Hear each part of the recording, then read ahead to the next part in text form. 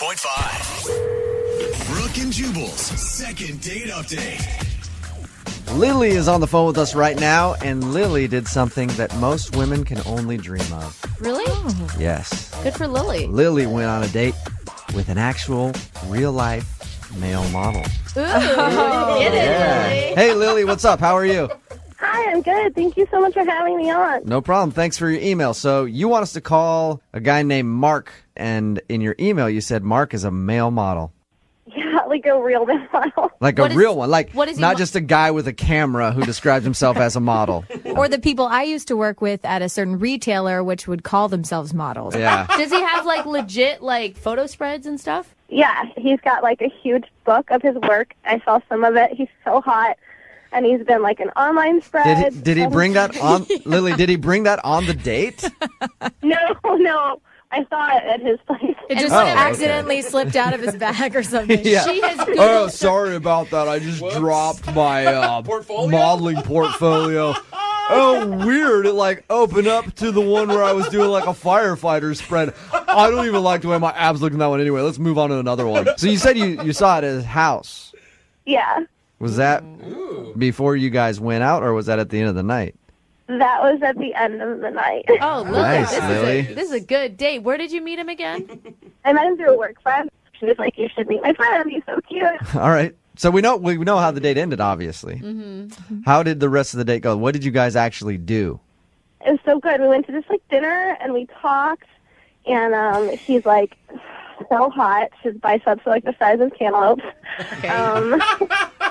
Lily, was there? I mean, did you have a connection with him besides a physical attraction? No, we did. Like, we talked a lot about stuff. He was just, like, really polite and, like, asked me questions about myself and, like, seemed like he was listening. Did he only eat a salad because he couldn't take in that many calories? He had salmon. He was just so sweet. And he told me about his childhood dog and how he, like, misses her all the time because he doesn't see her. And I thought that was really cute. Oh, gosh. It sounds like Mark could have said anything to you, and you would have thought he Yeah. was just adorable. I don't want to say yes to that, but But he's I'm right. really hot. But he's really hot. And, like, he's really smart. He went to college, like, finished college, and then he's, like, finished, and he's so cute and funny. Okay. So he's the full package. He's so smart. He's a male model, and he also is intelligent. Yeah. Can you believe it? No. No, you can't. I really It's can't. hard. I've met a lot of male models. I've met a lot of models in general. Usually not the smartest people. They don't need to be. They get everything in life. But you ended up going back to his house, so I'm assuming the date went well.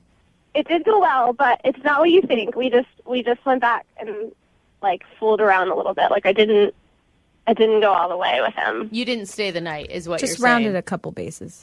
I didn't stay the full night. I left at, like, 3 a.m., and I don't know. Like, I'm wondering if that's what maybe he didn't like. I thought that guys didn't respect girls that, like, went all the way on the first day, so... Well, he's a model. He's probably not used to that. That's probably why he's not calling you back like, obviously she's not into me. What did you say to end it at 3 a.m.? I just said, you know, like, I really had fun, and I don't want to take this too far right away, and I really like you. So call me. Bye. And what was his response to that? He was like, okay, I'll call you, and I had a good time. You mentioned in your email to us that you just got out of a long relationship. Did you bring that up on the date, or did it ever come up? I mean, I mentioned it, yeah. But Did you mention it a lot, though? I don't think I mentioned it a lot, but Okay. maybe I told him his name and stuff. Yeah. Have you texted with him or called him at all? I've called him a few times, and I've sent him a few texts, but he hasn't responded. At and all. It's been like 2 weeks, and I really want your help. He might have just moved on to the next one. I mean, he's a model, right? Who knows? Yeah. No. No. All right. Well, we'll play a song, come back, call him, see if we can get him on the phone and get your second date update, okay? Okay. All right, hang on. Moving 92.5. Brooke and Jubal in the mornings. Second date update. If you just tuned into the second date update, Lily went on a date with a male model named Mark. Lily liked him a lot for more than just his looks, right, Lily? Yes.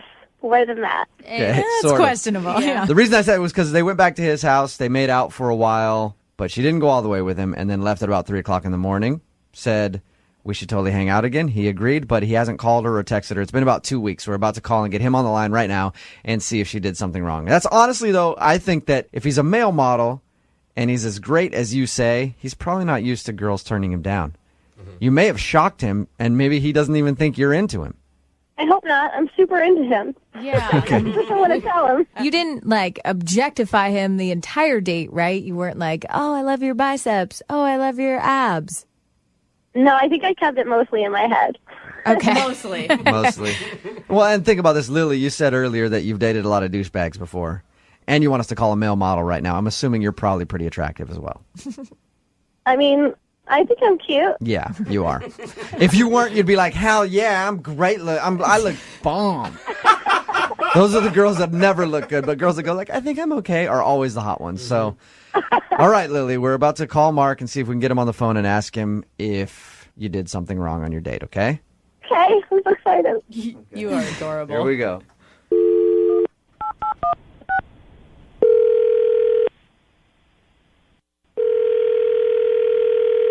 Hey, this is Mark. Hey, Mark, how are you? I'm okay. Who's this? This is Jubal from Brooke and Jubal in the Morning. Am I on the radio right now? You are. How are you? I'm good, man. What can I help you guys with? Oh, we were just looking for a male model, and somebody gave me your number. We need some modeling work done for the radio station. You got a pen and a piece of paper? I can give you my agent's number. I prefer to call you directly because I need you to come in, take some photos with just me, and then let you know if you're the right guy for the job. Are you okay with that? Doesn't work like that. I have a website through my management company if you want to go and Yeah. No, I've been pictures. I'm sure you'll be happy with it. I've been to your website. I spent a lot of time on it, Mark, and I want to meet you.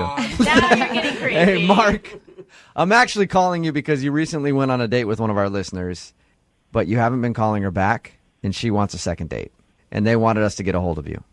Uh-huh. Her name is Lily.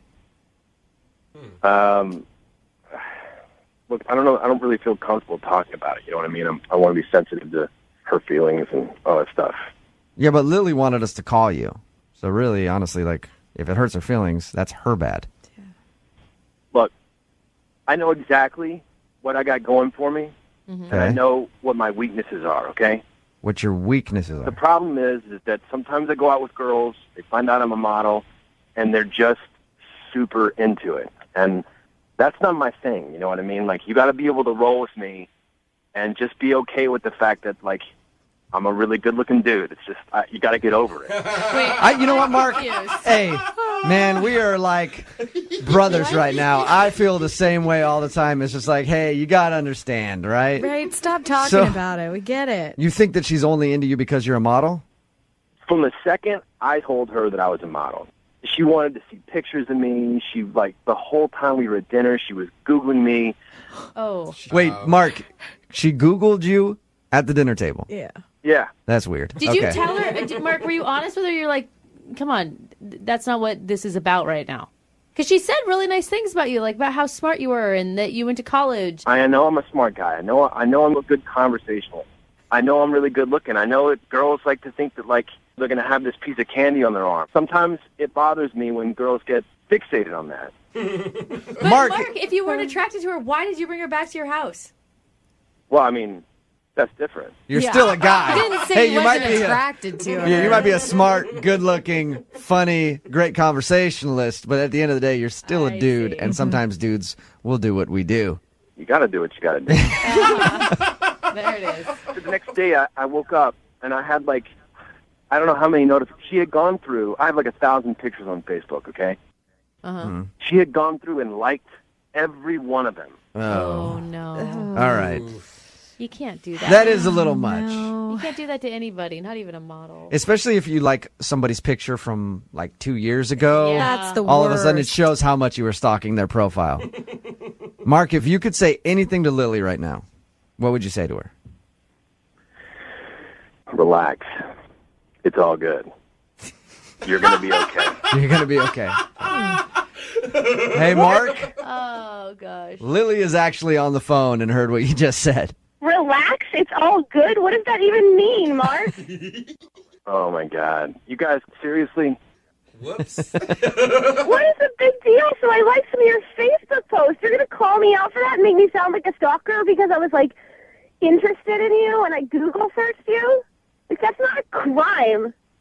Look, I don't want to hurt anybody's feelings, okay?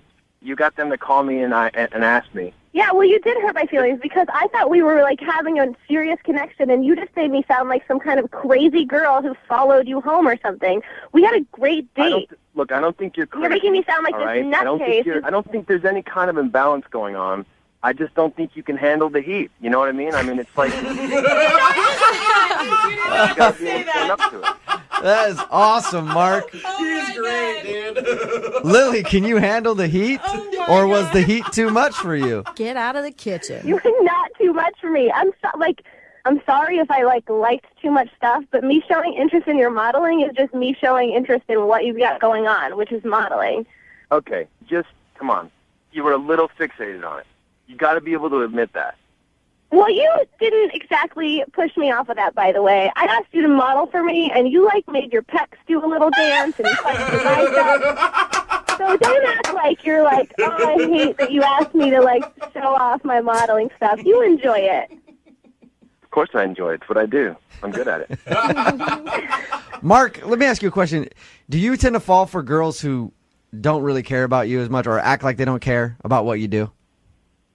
No, man, they always care about me. Okay. So no matter what, you just think they're all too into you. All right, Mark. Lily, did Mark come off this arrogant I'm not arrogant. You guys misunderstand me. I'm just extremely confident. I know what I got. But Hey, Jubal, you want me to change your life, bro? Sure. Come out on a date with me, bro. Oh, maybe that's why you're not getting a call back, Lily. Mark, I'll absolutely go out with you. Male model? Hey, You better say yeah, yes. right? At least we made some kind of love connection today. I was about to ask if you'd go on a second date with Lily, Mark. I will pay for it. Now I'm not sure if I should do that because I kind of want to go out with you. But, Mark, will you go out with Lily again? We'll pay for a second date. I know Lily wants to go out with you again. Come on, Mark, please. She's begging you. Jeez. It'll be fun. Yeah, we'll keep it low-key, you know? What does keep it low key mean? We can go out, we can hook up just, Okay. There it is. That's what it is. Lily, are you okay with that? Yep, I sure am. All right, well, Really? we'll send you guys out somewhere. I don't know. I'll find a hotel off of Aurora Oh, yeah, classy downtown to put you guys up in for the evening Nice and for your low-key. second date. Keep it nice and low-key. Yeah. I got like $70. Well, congratulations. Thank you. Thanks, buddy. Thank you, Jubal. Yeah. Like a wingman. Have a good one. Brooke and Jubal in the morning.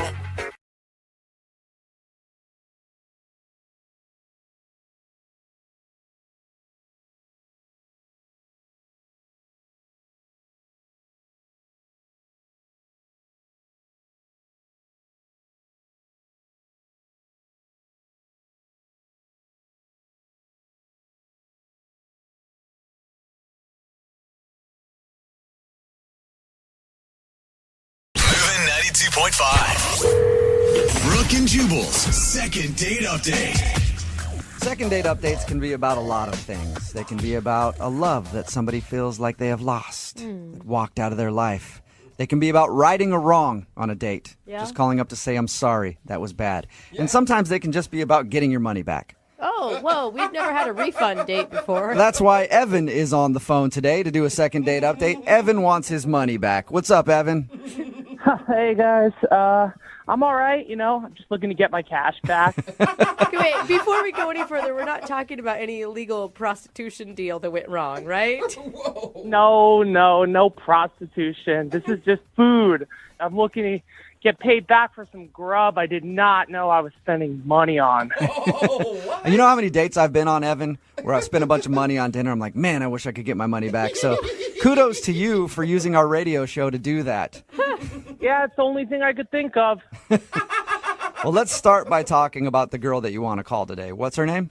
Her name is Chrissy. Chrissy, okay. And how did you meet Chrissy? I met Chrissy because she's a local at the bar I frequent, kind of like my watering hole, Okay, Oh, nice. so you've run into her before, or was that the first time you've met her is when you asked her out? We run into each other before. Okay. All right, and then how did you ask her out finally? Well, one day I came to go get a drink after work, and she just sat down next to me. And I'd always thought she was cute. Mm-hmm. And then before you know it, we're grabbing a drink and chatting. Okay. And where'd you guys go on your date? We went to this Greek restaurant. So how did dinner go? Well, I got to be honest with you guys. We were having a good time until we sat down for dinner. And I should note, she asked to meet me directly at the restaurant instead of picking her up, which was, seems a little more like the typical course of action. Sure. And we sit down at dinner, and she orders every appetizer on the menu. Whoa. Wait. And 3 full entrees.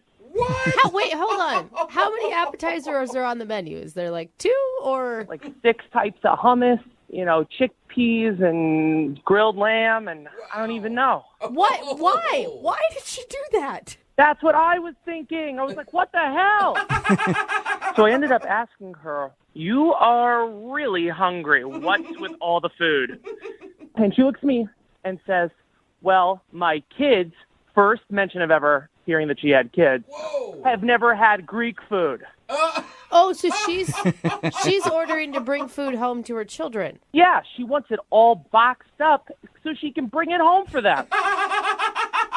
And did she make you pay for this entire bill? Yeah, I was expecting her to at least kick in some money, and she handed me the whole check. So that's awesome. You bought her kids dinner, and you didn't even intend to. That's very nice of you. And the whole thing turned out to be $165. Wow, Okay. at a Greek restaurant? That's a lot. And I just had a salad. That's all I had. Did you say anything to her about it? I mean, I would hope if I were in that situation, I'd be like, hey, I'll pay for your dinner, but do you mind paying for your kids' dinner? No, I didn't. I was so flustered at the time. I just paid it. Okay, is there any way that she is out of a job, can't afford to feed her children or something? I don't think so. I don't know why she didn't offer to pay, but it kind of seemed like she was using me and the fact that I like her to get her to pay for dinner. Girls will do that. How did the date end with her? The crazy thing is the date didn't end there. It kept going. Where did you go next? She demanded that we get more drinks together at another bar down the street. Did she take those drinks in to-go cups so she could take those back to the kids too? I wouldn't be surprised if that did happen. How long were you hanging out with her after you bought all that food? Like another hour or 2. Oh, Okay. man. Are you just a man who can't say no? I was so confused inside, but I liked her, so I didn't know what to do. I got very nervous. So how did it all end then? Like, what was the moment you guys said goodbye to each other? Well, we're paying for everything, and she starts talking about how all men are just children who are trying to find their mothers. What? I don't even know where this came from. Okay, wait. So the check comes, and that's what she brings up? I don't understand what you're saying. Yeah, she starts venting about how all men are just children looking for their mothers. Interesting. But why would they not know where their mothers are? I know where my mom is. All the men in my life know exactly where You're telling me. Obviously, the lady has issues. I don't know why she was saying that. And then she gets a text from her babysitter. Okay. And the babysitter wants her to come home immediately because she's already an hour or 2 over, and she leaves me with the bill. So did she just cut like that? Like she just left right away? Boom, out of there. Oh, All right, so you don't necessarily want a second date. You just want to call her and go, you have to pay for the money that I spent on our date. Yeah, she stiffed me on 2 bills. All right, well, we'll play a song, come back, call her, and try to collect your money. Yeah, thank you. I need to be reimbursed with this. All right, this should be interesting. We'll do it right after this. Hang on. 92.5. Brooke and Jubal in the morning. Second date update. As somebody who's gotten a lot of calls from bill collectors in their time, I'm excited to be on the other end of the phone today. So that's pretty much what today's second date update is. We're trying to collect a debt. Evan is on the phone, and in case you missed the first part, he went out on a date with a girl named Chrissy. They went out to a Greek restaurant. When they sat down to order food, she ordered pretty much everything on the menu. And he asked her why, and she said she wanted the extra food to bring home to her kids. One, she didn't tell him about the kids. Two, she made him pay for all that extra food. And now he wants to call her to tell her that she owes him money. Yeah. All right, Evan, are you about ready to make the phone call? I am. I forgot to ask Evan, how many kids does she have? Just 3 kids. Whoa, that's a big surprise. She's deep in children. 3 whole children. What if when we get her on the phone, we can come to some sort of a compromise, like she takes care of the tip? Would you be happy with that? No, she needs to pay for the whole damn meal. All right. Well, I'll dial her phone number right now and get her on the phone then. Let's not waste any more time. Thank you.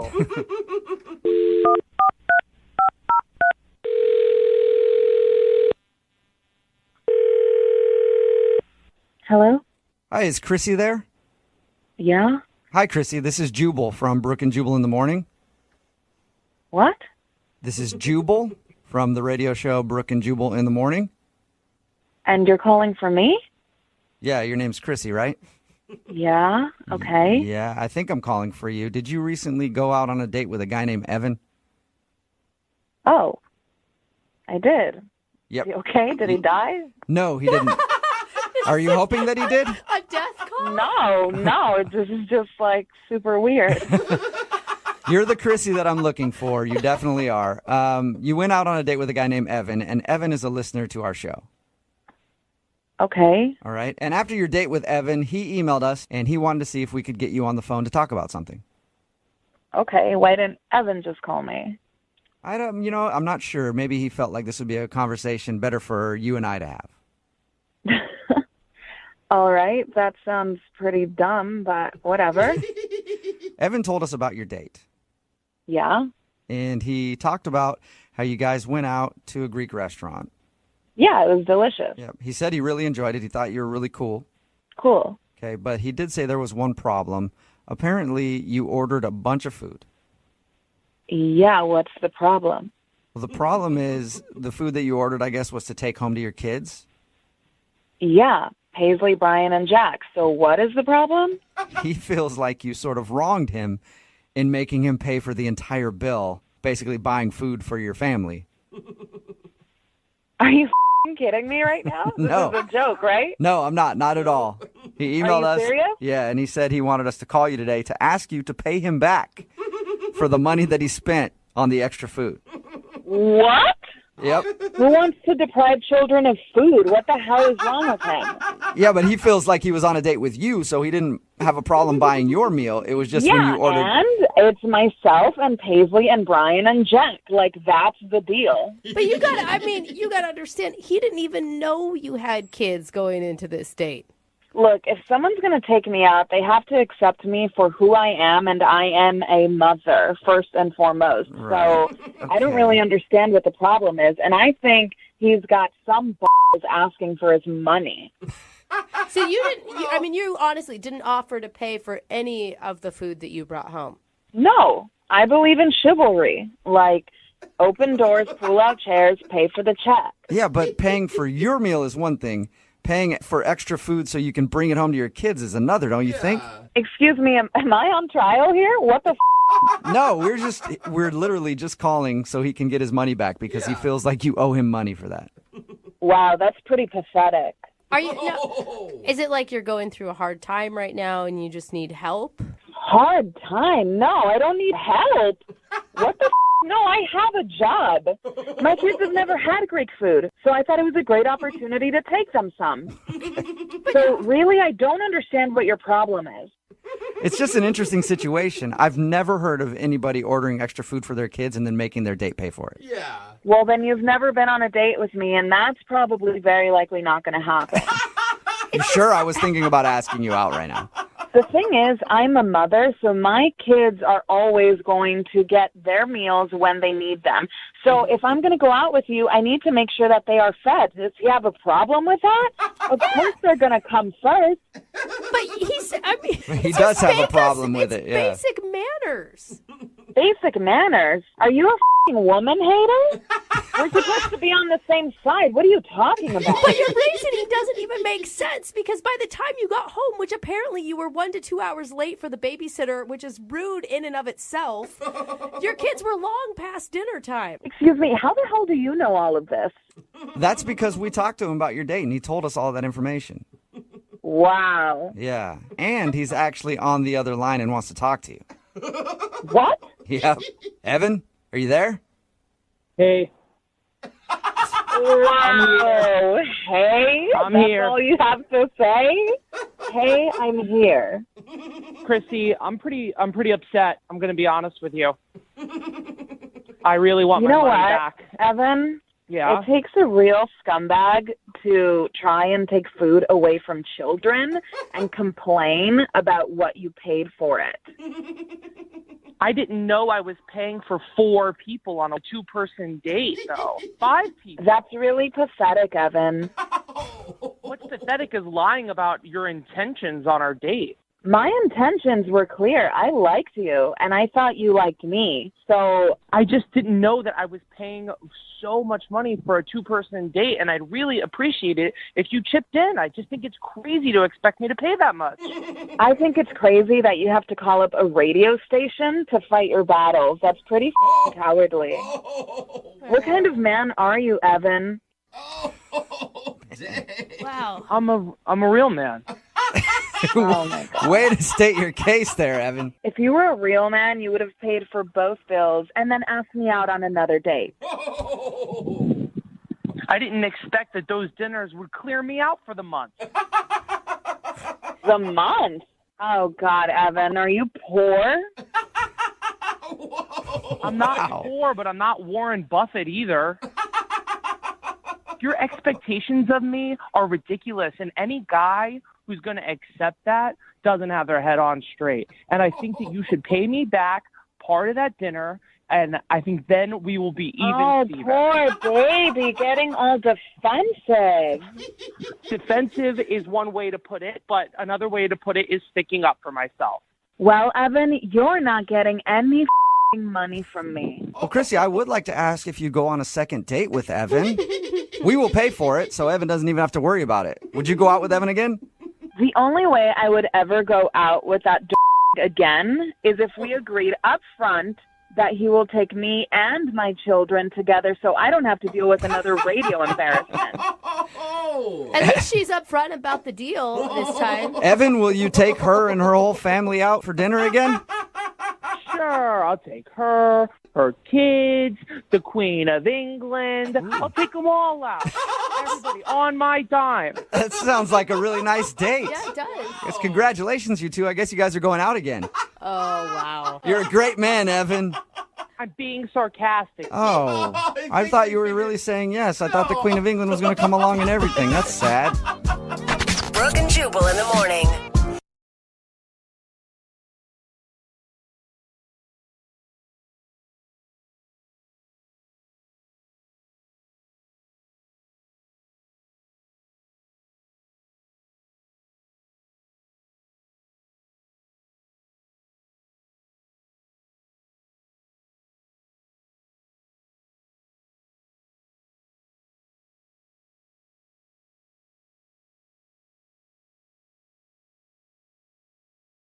Sometimes finding somebody to date doesn't have to be a big complicated process. Okay. You know, with swipes and clever pickup lines and DMs and MDs. Sometimes all it takes is one common interest to bond you. Okay, that's cool. You know, like, hey, you like Go-Gurts? I like Go-Gurts too. It's getting hot in That's here. deep. I mean, you Maybe we should do some Activia in the bedroom. You know Activia. what I'm saying? Isn't that the Man. digestion? Your powder? probiotic health is sexy. There it is, probiotic. And that's how babies are made. It's also how one of our listeners met their date through just No. one common interest. Her name is Megan. Okay. Go-Gurts? What's No. up, Megan? Oh. Hi. You and this guy do a little late night yo play? You know what I'm saying? It was all a setup for Yo Oh Play. my God, I could never do that again. You The kicked same. Yeah? Okay. Shut up. I'm sorry, Megan. I'm having too much fun. Tell us about the guy that you met. Oh, man, that was amazing. What's his name? His name was Kurt. Oh my Okay, God. Kurt. I'm sorry. I got to get over Yoplait for a Kurt. second. You're never going to eat yogurt the Oh same my way after God. this. No, it's going to be a much better Yeah, it experience is. from now Okay. on. She's moaning while she eats it. So, No, Megan, where did you meet this guy?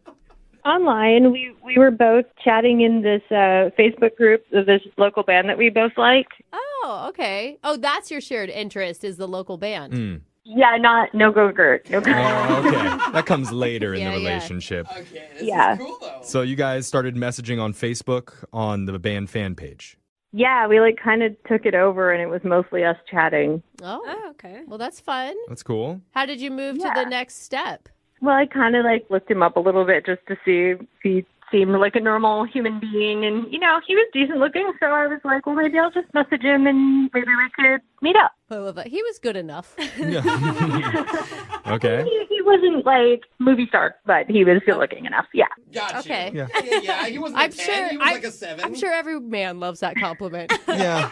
But I'm sure a lot of women have been in that exact situation. Yeah, It's like, for- yeah, yeah. you'll do. Yeah. So what did you guys do for your date? He asked me to come over to his place, and he collects vinyl. So we were just gonna like hang out and listen to some vinyl. And Oh my God, it's hipster love. I love this. Yeah. How did that go? it went well. I mean, he has a lot of vinyl. We had some drinks. I might have drank a little too much, maybe, but Now you're speaking Brooke's language. She's like, I don't remember the rest of it, but I remember the drinks. Yeah. yeah. So we got fairly drunk. We listened to a lot of music, and then we got kind of hungry. And so we ended up microwaving a bunch of frozen stuff he had, like some burritos and enchiladas. And I'm sorry, but this sounds like a really fun date. Yeah. It sounds like a day with me. I'm like, what would I do? Oh, want some Hot Pockets? Yeah, except he's listening to vinyl, so it's all like, it's kind of classy, right? Sure. yeah. What did you guys connect over besides being intoxicated and the band? And frozen burritos. Oh, there was one point when he wanted to, like, this is so silly. He wanted to play me a romantic drum solo because he had one of those electronic drum pads. Oh, cool. A romantic drum Don't solo. get me What started would on that music sound like? solos. You know, I was kind of drunk. I don't really remember what That's for you, girl. I think it's more of like a jazz thing. Okay. Yeah, a lot of cymbal. A lot of tapping? Yeah. Yeah, little hi-hat action. Okay. So Was he serious or was he joking? I mean, he may have been serious, but he was pretty tipsy as well. So, I mean, it might have been a mix. I don't know. Oh, I'm He imagining- just wanted some confidence in him. yeah, pretty silly, but it's kind of a cute moment for a first He date. was honestly being drunk, and he's still trying to impress you. I think that says a lot. Okay. So, like, did that get you going? Did you make out with him after that? That romantic drum solo? Down those sticks and get over here. We made up for a little bit after that, but Okay. it didn't go any further than that. All right. Okay. That's good, though. I mean, you had some boundaries. Yeah. And was the kiss good? I think so. I mean, again, I was drinking, so I'm not sure if I kissed him or if it was just the lampshade, but either way, pretty good. How did the night end? So I asked him if I could crash there, and he was a total gentleman, and he let me have the bed, and he slept on the futon. Oh, that's nice. Oh, wow. Yeah, but then I had to like leave in the morning because I had to go to a meeting, and so I was like, I kind of just cleaned up a little bit, and then I snuck out because I didn't want to wake him up. Oh, okay. Okay, that was Yeah. nice of you to clean. You didn't say bye at all? No, but I did text him later, and I made it clear, like, hey, I had to leave for this thing, and I didn't want to wake you because you were really soundly asleep. Okay. I think that was a good move. What did he say back? He hasn't responded, and he's not responding on Facebook either, and so I don't really understand what happened. Like, and Really? I'd totally go on a second date with him, and I am interested, but he's kind of ghosted. Oh. Maybe you guys got so drunk, he just does not remember the whole night. He's like, what did I do last night? Oh, whatever. He doesn't even know Didn't you know she was exist. there. He blacked you out. Right. Are you a sloppy or an emotional drunk? Oh, yeah, like in the past. Yeah. No, I usually just get, like, really happy and energized. And then go to bed. Okay. Yeah, that's me Yeah, too. yeah. All right. Yeah. Well, we have some things to think about. We're going to play a song, and when we come back, we're going to call Kurt for you, and we're going to try and get you your Oh second date. Did you just play the mic with I a couple did. of pins? I tore that microphone Man. up. Oh, man, how romantic. That was. I'm trying to get turned on. Bring the yogurt out after this. Your second date. You know, nothing gets a woman in the mood like a musical guy that knows his way around a drum set. Okay. I mean, Well, that's true. think about it. When you think of the sexiest musicians of all time, they're all drummers. Really? There are a lot of sexy drummers. Ringo Starr, Oh. the one-armed drummer from the rock group Def Leppard, No, That's actually pretty sweet. I don't remember it. Animal from the Muppets. Yeah. Oh, so sexy. Oh, he was so hot.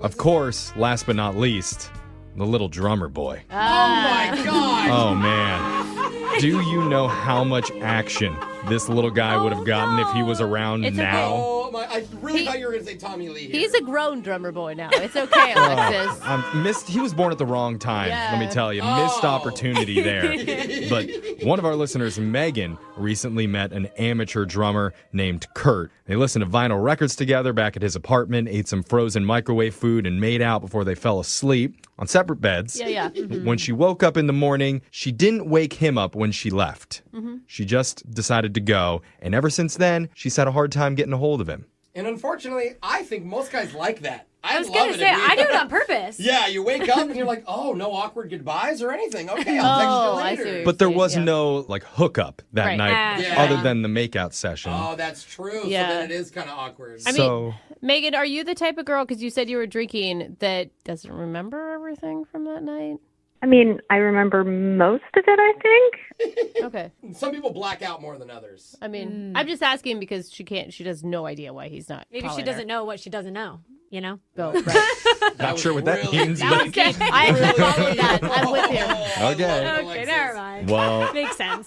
it's time. We're going to give Kurt a call and get you your second date. You ready, Megan? All right. Yep. Okay, here we go.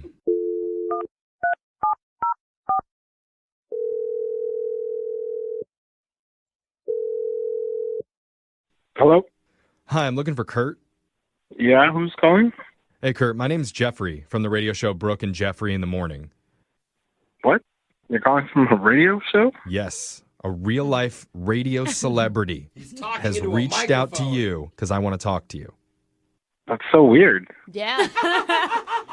When he said it like that, it was really strange. I thought that was pretty smooth. of It me, wasn't. if I do say so. No. Okay. Yeah. Well, Kurt, the reason why I'm calling is because we're doing a segment called A Second Date. Have you ever heard of that before? No, I have not. Okay. Well, the way that it works is if you go out on a date with somebody and afterwards, if that person isn't calling you back, you can email our show and we'll reach out to them for you to try and figure out the reason why. But I didn't email you guys about anything. No, somebody else emailed us in regards to you. Her name's Megan. Megan. Megan. She emailed you guys. What? Can you let her know that I'm going to be sending her a Venmo request, What? but that I don't want to talk to her anymore. Oh, did she break something, bro? What are you talking about, a Venmo request? A Venmo request. She needs to pay me some money. Okay, Kurt, I mean, slow down a little bit. I don't know what you're talking about. Can I just tell you what we know on our end? Yeah, I mean, what did the email say, or what did she say that happened? When we spoke to her, she said that you guys hung out at your apartment, you listened to some music together, drank, ate some frozen foods. Okay. And she went to bed, and when she woke up in the morning, she just left without saying anything. She didn't mention anything about breaking anything in the apartment or... Yeah, she snuck away from the problem. I mean, what's the problem that you're talking about? What, you liked her, right? I did. I really did until the next morning. I woke up and, yeah, she was nowhere to be found. Uh-huh. We know that. And I went into the bathroom to, use the bathroom. It's in the morning. Oh, is that what you do in the bathroom? You use it? And I couldn't even do anything. What do you mean? I literally ended up having to use the sink because the toilet is so clogged. I don't know what's going on, what's in there, what she put in there. No. She clogged your toilet? It could be toilet paper. Guys, that's embarrassing. But like beyond any little thing, because like I have a plunger. I grabbed it out and I tried to plunge the thing. Nothing happened. What? I went at it for, I don't know, had to be like 10 minutes of like trying to. Oh, no. This is so embarrassing. What made you think that it was her? It wasn't me. I live alone. Process of elimination. So wait, you're mad at her because she clogged your toilet? You want her to pay for it? Yeah, that's kind of rude. Oh, no, that's not the end of it. Okay, so once I couldn't get it unclogged, it's a real hassle to get someone in here to do some work in this building, but you always have to let the super know. Right, of course. So I let the super know. And then he hits me with a bill for $500. No. Whoa. What? Now I'm out $500 for trying to have an enjoyable night. I don't understand. Oh, and it's your only bathroom. Oh, no. But you gotta understand, she'd be so embarrassed. Like, what is she supposed to say? She's supposed to come out of the bathroom like, oh, I just... Yes, I feel like she just ran off and didn't want to foot a bill.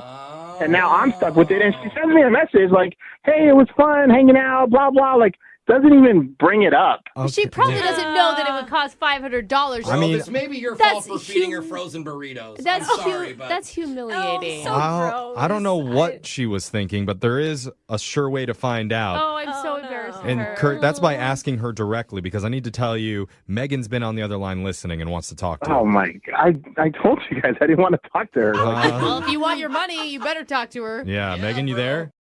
Yeah, I'm here. Oh, I'm so sorry. Megan? I'm sorry. This is so embarrassing, guys. I feel so Hey, bad. everybody poops. We've all read the book. It's I nothing hate to talking be about embarrassed this. about. Don't even say it, though. It's a first date. Like, are you sure you need that $500? Do I need the $500? I know, but I Brooke just is feel so so rich. bad for Are you her. sure you need $500? That's not what I mean. It's just Well, like... okay, just tell me what happened, okay? And then maybe I can understand why you had to leave in embarrassment. Let's just put it that way then instead. Because to me, I woke up and I thought you tried to sneak off. Yeah, so I was at one point fairly drunk. And I remember I went in the bathroom, and you know when you're drunk and you do something because you think it'll work, and then it just gets worse and worse and worse, and that's what happened. Like, so I had a part of a burrito in my hand, and I went in the bathroom, and then I didn't want to set it anywhere, and then I tripped on the rug, and it fell in the toilet. Are you saying that you put a burrito in the toilet? Is that what you just said? I thought it would be fine though after I used it because I still had to go to the bathroom. So I was like, it'll flush after I use the toilet. It's fine. You tried to flush a burrito? Wait, there was a burrito in the toilet. I didn't want to reach in there either. I don't blame you. Yeah, that's fair. And I didn't see the plunger, so I had a roll of Mentos in my purse. What? So I used those to try to push it. What the? You dumped Mentos into the toilet to push the burrito out? Or did you use it like a stick? Yeah, it was like a wand, like in Harry Potter. Like I'm pushing it through. I'm trying to push it down the. Okay, so now there's a burrito and Mentos lodged in the toilet. Oh, no. Did you leave at that point? I couldn't. I felt horrible. So, and I was just panicking. I just kept trying other things. What else could you possibly do? Like looking What else around did his you, house? what did you what'd you shove in there next? Like there was water, but there was only a little bit of water, so I thought maybe some shampoo would help ease it. So I squeezed a bunch of shampoo in there. like conditioner, slick it down so Like it could just lubricate that burrito so it'll shoot out? I see the logic. I see the Oh, my drunken God. logic. It was just a total mess. I don't think I should talk about it anymore. Oh my God, Kurt. Kurt, you know she's not making this up. There are way too many details. But This is at this point, embarrassing. I can see why you want the $500. Yeah. See, I think this is better than what we thought it was. It's good. It's less embarrassing. I mean, yeah. I'm glad that you guys can laugh about it. I mean, Kurt, you got to think, like a toilet Mentos burrito, that's better than some actual burritos that they sell at fast food places. So I'm so sorry. I am not as angry. And well, Look at you're laughing. Look at that, Kurt. I feel a little bad. I couldn't imagine if that was me, what I would do. I mean, I'd probably just tell the person, but if you're drunk, and we were drunk. Yeah, you're just freaking Will out. you help him pay the bill or anything? well, if you're willing to pay his bill, then we will be willing to pay your bill Ooh, I like that, on your Jeff. next date because Ooh. we'd like to send you out one more time and we'll pay for it. Okay. Well, obviously you're into it. Yeah. I'm not asking you. I'm asking Kurt. Okay. Kurt, She goes, I what do you forgive say myself. if she pays you back the $500 for the plumbing? Look, she doesn't even have to pay back a whole amount. If she gave half, I'd be happy with that. And I feel really bad. And obviously, if she felt good enough to talk about all this and email you guys, I mean, I think that's fine. Okay, so that's a yes. Yeah, just not at my house. Well, congratulations, Megan. God. Go to her place. You got yourself a second date. You're like the burrito bowl winner. Yeah.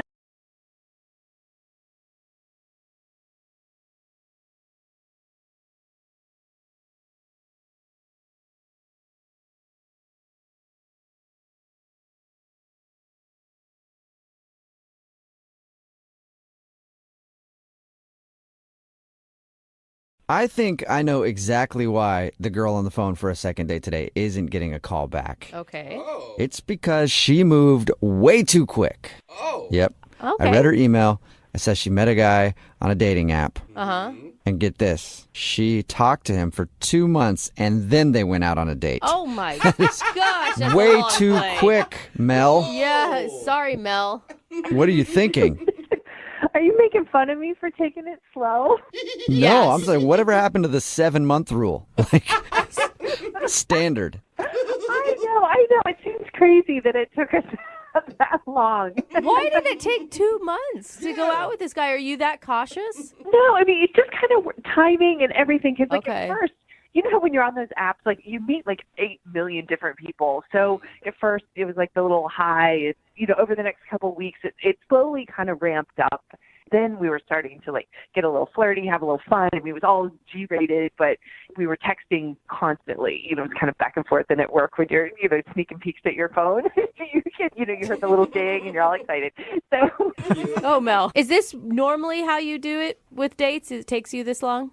no. This was just a cool situation, kind of, that we were actually taking a little time to get to know each other. And Yeah, it sounds like you guys actually got to know each other better than I know anybody in my life. 2 months texting back and forth, and then you guys actually went out. What did you guys do when you finally met up? we just met for drinks, and we just kind of clicked right off the bat. I mean, I was laughing so hard. My face was hurting. You know how when your cheeks start to hurt because you're having so much fun? And you sound like you're a hard person to get to laugh, so I imagine he was really hysterical.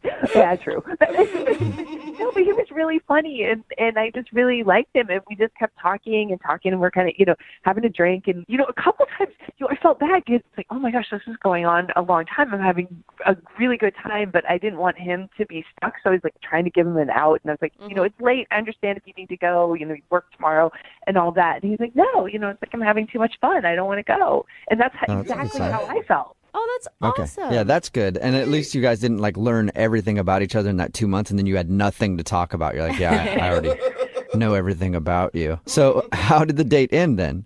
It was really sweet. He walked me to my car, and he just gave me a nice kiss on the cheek and said goodnight.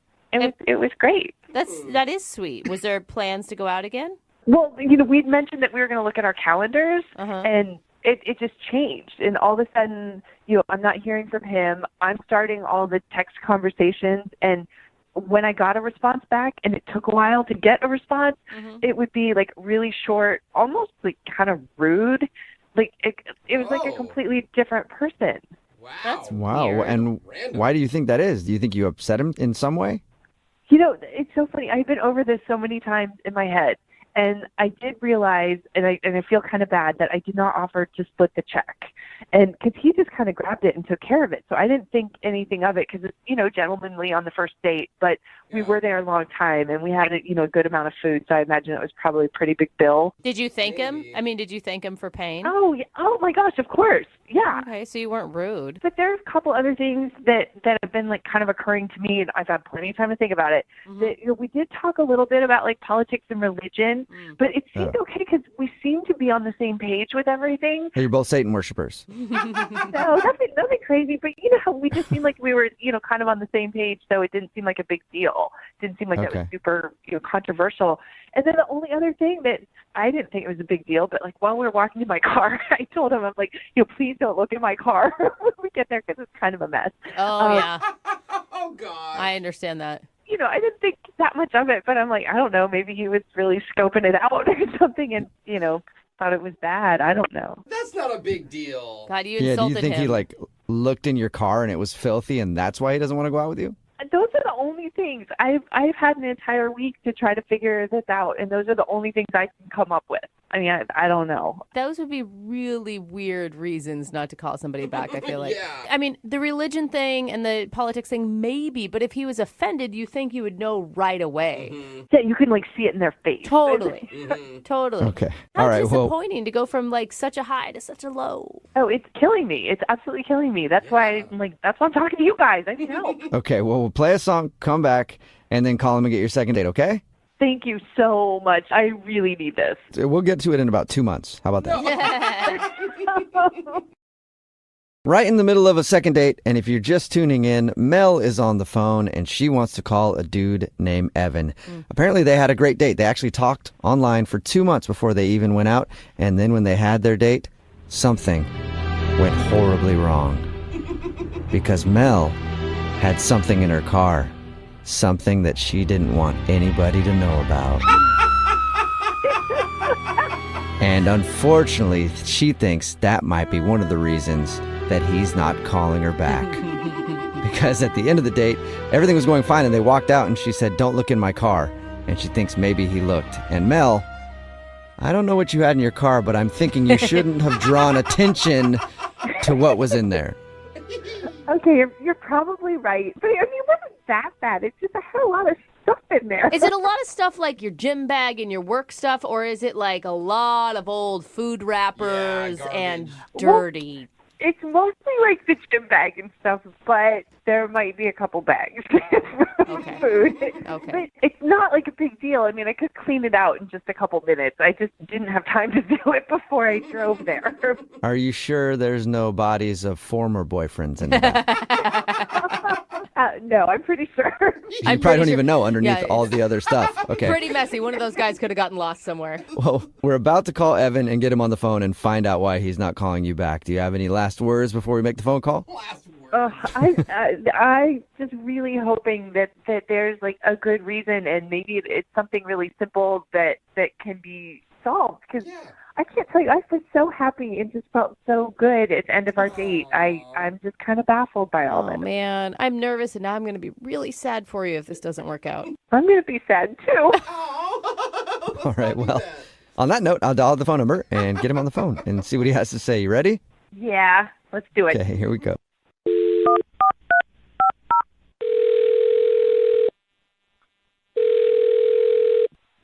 Hello? Hi, can I speak to Evan, please? Yeah, this is he. May I ask who's calling? Yes, you may. This is Jubal from Brooke and Jubal in the Morning. How are you? I'm doing well. What can I do for you? Do you have any idea who I am or where I'm calling from or anything? No, but I mean, what can I do for you? Okay, well, my name is Jubal, and I host a radio show called Brooke and Jubal in the Morning. On the phone are also Brooke and Jose. Hey, what up? Hi, Evan.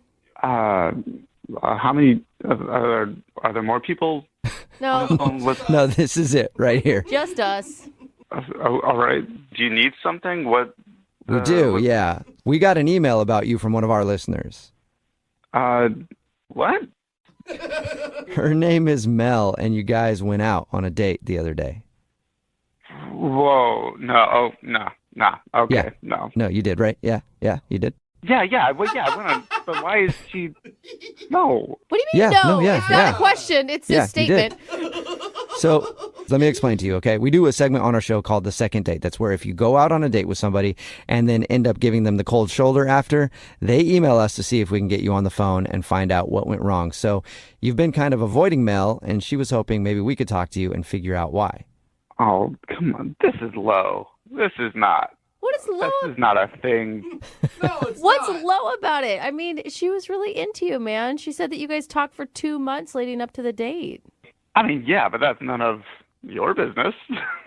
Well, she sort of made it our Valid business, point. so now we're on the phone with you asking why you don't want to see her again. Dude, I mean, You could have just told her to begin with, and we would have avoided all of this. I don't know. She's not the woman I envision myself being with. Oh, no. Okay. Is it a looks thing? Is that what you're implying? Oh, no, I'm not that superficial. So it's about her personality, not her looks. That's cool, too. It's not.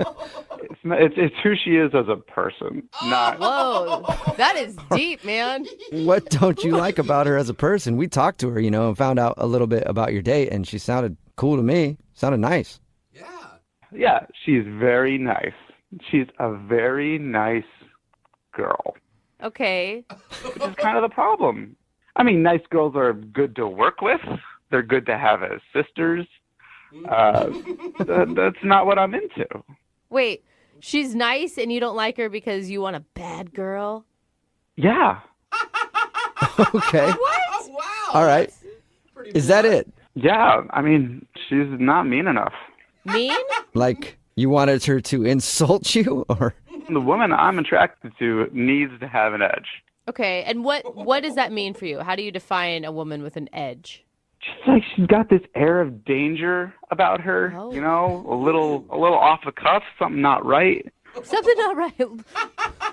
Not all there. Slightly mentally unstable is kind of what you're looking for? No. I want a girl that, you know, can lash out kind of on a moment's notice for like no reason. Okay. Like So- that can surprise me. All right. So you're looking for a girl who's a little bipolar. No, but it's just that these nice girls, what you see is what you get, and that's no fun. Okay. All right. So, I mean, I guess there's something for everybody out there, and I'm sure there's plenty of women like you're describing that are looking for a guy who likes that. Yeah, that's why on our date, I brought up politics. You know, politics are the perfect opportunity to argue about something. What? And then she just ended up agreeing with everything that I said, and it's really boring. I mean, I kind of get what you're saying, but I feel like you guys talked and texted for 2 months leading up to this date. Didn't you realize she was a nice person before you tried to bait her with politics? I mean, hey, I'm not the same person over text as I am in real life, and I was kind of hoping she was the same way. okay, so you're hoping she was just playing sweet to lure you to dinner, and then she was just going to rip your head off about something. You never know with some women. There's always this mystery around them, but with her there wasn't any. Oh, no, mystery. Well, Wow. Evan, there is a little bit of mystery because she's actually on the other line listening right now and wants to talk to you. What? She is? Yep. Hi, Evan. I didn't mean for you to hear all that. I'm sorry. This is the absolute dumbest reason I have ever heard or could even imagine to not like someone. I'm too nice.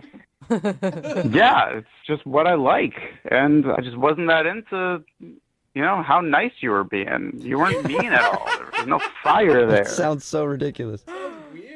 Well, this is officially the stupidest thing you have ever done in your entire life, and I'm starting to like really kind of question that. I thought you seemed so intelligent and thoughtful and rational, and you're really turning that around for me. I'm not quite so sure about your IQ anymore. I'm not sure how many intelligent conversations we could have.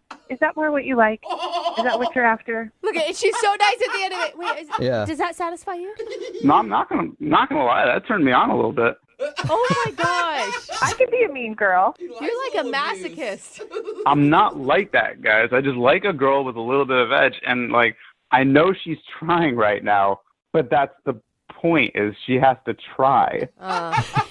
Yeah, Mel, you should not have to try to be a horrible person. You should just be a horrible person. Seriously, because we agree on like politics, we can't sit and watch cable news and get riled up and yell at the TV. We have to yell at each other. It's a good point, Mel. Maybe you guys have things that you can get angry on together. I just want someone to go after like me a little bit, call me out on my stuff. I don't need anyone to be yelling at Anderson Cooper for me. You want to be yelling for Anderson Cooper, and you want them to be behind you about to hit you over the head with a frying pan because they disagree. I'm starting to think it could be easier and easier to yell at you, Evan. Mel's like, maybe I could become that person. You know, you say that, but I don't think it's actually in you. I think when push comes to shove, you're just going to be very pleasant. Oh, too bad. Mel. Why didn't you man up and just tell me that? Oh, there you go, Evan. She's questioning your manhood. Are you questioning my manhood? Yeah. Whoa. Yes, I am. Thank you very much. Well, I don't like it. Well, apparently that's what you do like, and you're going to sit there and take it like you should. Oh, Mel. I don't Yeah. know. I feel like we're getting in the middle of something now. You know, this is kind of riling me up. It's not a bad thing. Whoa. Well, now that you're all riled up, Evan, would you like to go out on a second date with Mel? We will pay for it. Yeah, bro. You know, if she can keep this up, yeah, definitely. Oh, Mel, don't go Really? out with him. I mean, it's not bad that what he wants, but like, you don't need to change who you are, Mel. I think you're right. I don't think there's a thing as being too nice, and no, I'm not interested anymore. Oh, really? What are you talking about? You called me. You had these people call me. So now you're into it, Evan. Well, it's a good thing I did, because I found out what you're really like, and now I won't keep thinking you were so amazing. I know the truth. Oh. Well, I just found out what you were like, and I like it. You like it. So now Mel, Evan is officially interested, although man. now you don't want to go out with him, right? No, yeah, I'm done. Okay. Man. Okay, That well, came full circle. It really did. Mel, thank you for doing the second date today. I'm sure you can find a guy out there who likes a nice lady. Thank you. You're welcome. And Evan, Yeah. you can keep trying for a date with Mel, and if that doesn't work, I got some ex-girlfriends' numbers for you. Dude. You would love them. Oh, my God.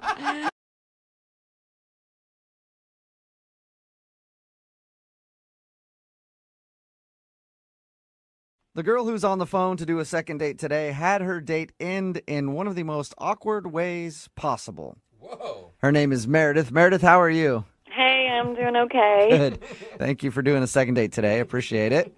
Yeah, no, thanks for having me. You're welcome. We don't normally do this, but why don't we start this second date with the end of your date? Oh, Let's good. start at the end. Because I was dying to hear what happened. Why don't you tell everybody what happened?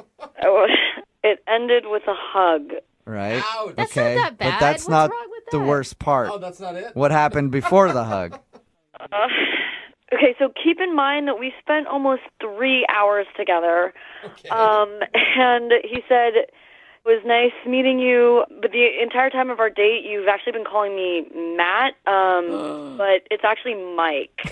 So you were calling him the wrong name the whole evening. Yeah, but he didn't correct me, you know? I think that's on him. Yeah, I mean, how am I supposed to know? I heard it incorrectly, and he never once tried to correct me again, so I had no idea. He did correct you at the end. And what did you say after he said, actually, wait, is his name Matt or Mike? Now I'm confused. I was calling him Matt, but his name is actually Mike. Okay. And what did you say when he corrected you finally at the very end? I was just so embarrassed. And I was just like, I am so sorry. I had no idea.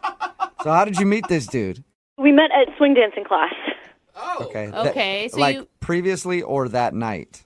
It was literally that day. Like Okay. we did the swing dancing class, and then he asked me to go to the bar right after. Oh, that's good. Because I imagined you having classes with this guy for weeks and weeks and weeks. No. and then- It was the first class. I'd only heard his name when he first introduced himself, or the wrong name. Okay. That makes it a little more excusable then if it's Right. the first night that you met him and you got his name wrong. Not if you guys had known each other for a while. Right. And I assume you thought that the drinks after dancing were going great. Yeah, I was having a really good time, and I thought he was too. I was hoping that, the night would just keep going on. Maybe we could do something after, or, get another drink or something. But he ended up saying that he had to go because he had work the next day. So, I don't know. I thought he was really enjoying himself, so I was a little bit disappointed. Other than the name stuff, what did you like about this guy? Why do you want to do a second date? When I first met him, he just seemed really, goofy, and he said something really funny.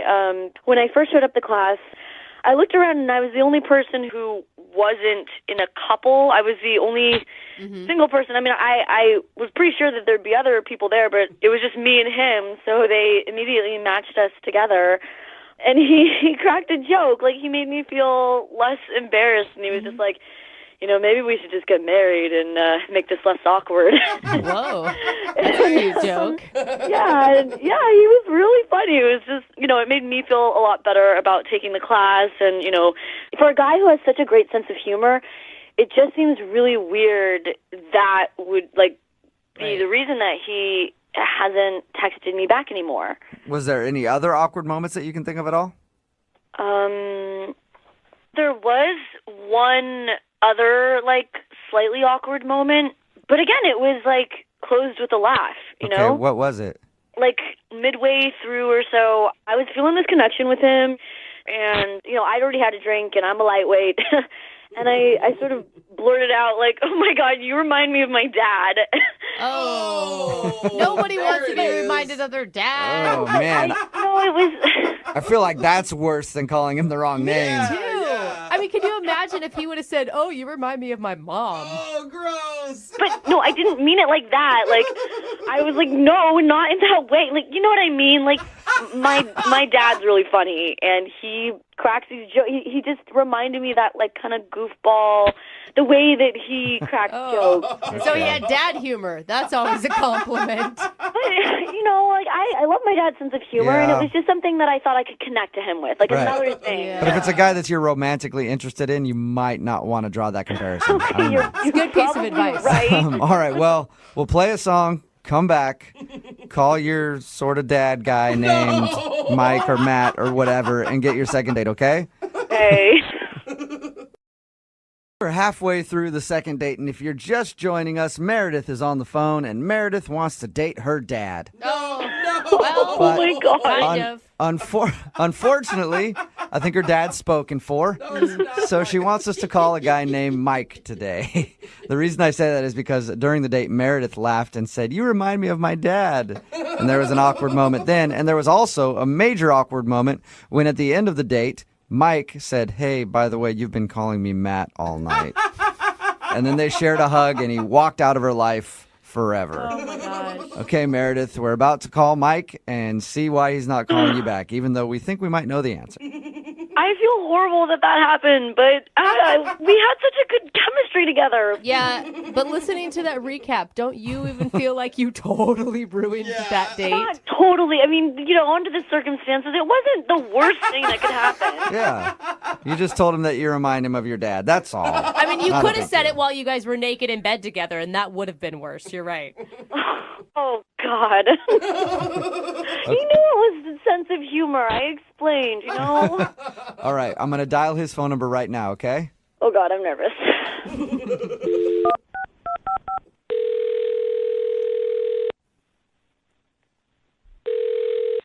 Hello? Hi, I was looking for Mike. This is Mike. Hey, Mike, how are you? My name is Jubal, and I host a radio show called Brooke and Jubal in the Morning. Wait, who are you? My name is Jubal, and I host a radio show called Brooke and Jubal in the Morning. I'm calling you today because we actually got an email about you from one of our listeners. Okay. Her name is Meredith, Oh, my God. and you met Meredith at a swing dancing class, and then you guys went out for drinks after. Yes, that happened. Okay, that is confirmed. Good. Okay. I'm glad we got that out of the way. We're all on the same page. Well, Meredith is wondering why you're not giving her a call back after your date. Really? Yeah. So she asked us if we could get you on the phone and figure out if she did something wrong. All right. All right. Well. All right. What? All right, you can tell us what happened, or... Is this whole thing just a joke? No, it's not at all. It's a segment we do on our show called The Second Date. That's why I'm calling you today. I'm wondering if Meredith did something wrong on your date. I don't know, not really. I just don't think we're a great match. Is it because she called you Matt instead of Mike the entire time? Well, how do you know that? Oh, because we talked to Meredith about your date, and she told us everything that happened. She also said that there was one awkward moment where she kind of compared you to her dad, and she thought maybe that was the reason that you didn't want to go out with her again. That's what I think. Yeah, that was definitely a little weird. Yeah. Well, I mean, a lot of people like their parents, so that Not was in that probably... way. Oh, not like that. Well, I mean, just in general, that was maybe a compliment. Mike, you ever think about that? It's a weird thing to say. So was that it? Is it those two things then, calling you the wrong name and comparing you to the dad? Yeah. Those are pretty big things. It was that and something else. Well, what else was there? Even more? I don't know. She just kind of ticked off a pet peeve. It's like, it's more me than it is her. It's like, it's not her fault. She's a sweet girl. That's like the worst breakup line ever, though. It's me. It's not you. What is it? She was doing this weird thing when we were at the bar, and maybe she was doing it all night, but I only noticed when we got to the bar. But I was telling her a story, and she goes, "Oh my God, are you smurfing serious?" Are you Smurfing serious is what she said? Yeah. Like the cartoon show Smurfing? What? Yeah, I guess so. I was just like, what do you mean? She responded by saying, "Your story is forking crazy." Forking? Oh, God. Yeah, she said forking. What? It was like every single time she went to swear, she just replaced it with a nonsense word. But You got to give her a break. Like maybe she was just trying to be ladylike or watch her manners on a first date. I guess, but this isn't like the 1950s. You know, you can. It's okay to swear. Was it just that instance, or was it more than that? Yeah, like, you know, I'd be telling her a story, and then she just, like, cut me off and yell something like, "Holy heckle specks." Ooh, wow. She said that? Jeez. I don't know. Bleep I don't that think out, we man. can air that on the radio. That's edgy stuff. Cheese and rice. Goodness gracious, Mike. Poor thing. I think she sounds kind of cute. Hey, Mike, I do need to let you know that she's actually on the other line right now listening and wants to talk to you. Wait, are you serious? Yes, I am. Meredith, you there? Yeah. Hi, Mike. This is pretty weird. Yeah. Wasn't expecting that to come out of your mouth. Expecting what to come out of my mouth? Holy heckle specks? Yeah, you may have just pissed Meredith off there. Oh, I'm sorry for the word piss word. Sorry about that, Meredith. Hey, Jubal. Ticked off. I mean, did you want me to curse like a sailor the whole time? I mean, you don't necessarily have to swear, but if you're gonna do it, you should do it right. I know, but I don't like to curse, and you started doing it, and I kind of wanted to, you know, follow suit, but I don't curse, and so, you know, I just do what my sister and I do at home when, you know, that's when we started, when we wanted to, like, say things, and, like, our parents were there, and we didn't want to be disrespectful. But it just kind of makes you sound really immature. Well, cussing makes one sound really unintelligent and uneducated. Uh-oh. I guess, but it's just kind of hard to have a conversation when someone out of nowhere yells, "Son of a booger butt." Dude, that's creative. That's any better than some of the other B word? Like, that's jarring to me. So, I mean, it's just, I thought you seemed like you had, like, you know, a fun sense of humor. So, like, we laugh about it all the time. Even our parents laugh about it because it's funny. Like, we make stuff up. We're creative about it. And it's, oh my gosh, it's just something funny. Maybe your parents think it's funny, but, like, honestly, to me, it was like having a drink with a kindergartner. Wow. So it's like I know I remind you of your dad, but like I'm not your dad. Maybe like your dad thinks it's funny, but like I don't know. Like you can cuss in front of Mike if you want to, Meredith. I think that's what he's saying. But I don't want to cuss. Like, I mean, I know I have freedom of speech. I can say whatever I want. I just don't like saying it. It's not polite. Okay. It's not ladylike. And it was the first date, so I'm not gonna, you know, bring it out. Yeah. I mean, I think she has a really good point, Mike. I mean, you can't get over some stupid phrases like "holy ravioli" or whatever she was saying. Brooke. I mean, I cuss like a sailor, but you know, to each their own. I mean, yeah, exactly. I each their own, but I'm just not into it, I guess. You know, I kind of want to feel like I'm talking to an adult. You know, especially if it's like someone that I'm gonna, you know, potentially be in a relationship with. Mike, maybe you want to reconsider. Maybe she can tone down the nonsense words or whatever, and you guys could go out again. Would you like to go out on a second date with her? We'll pay for it. I maybe if she agrees not to.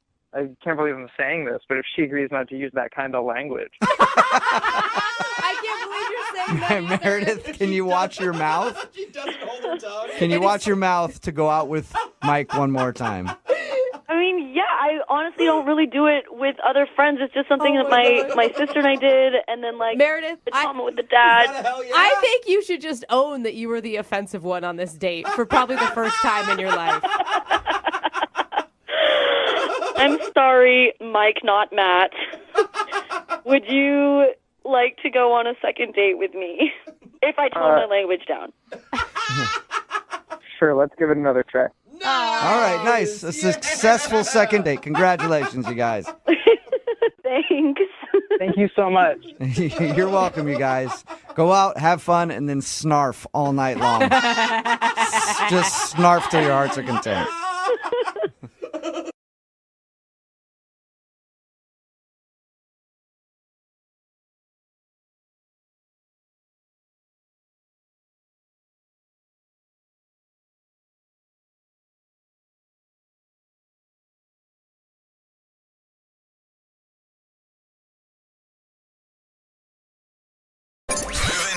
Ep.5. Second date update. We've got a girl on the phone for today's second date update named Cassidy. And she said in her email that they did a little social experiment on their first date. Didn't say what it was, but I've done a few myself. So, Cassidy, I'm guessing you both went to dinner with no pants on to see if they'd still serve you. No. I want to know, does it work?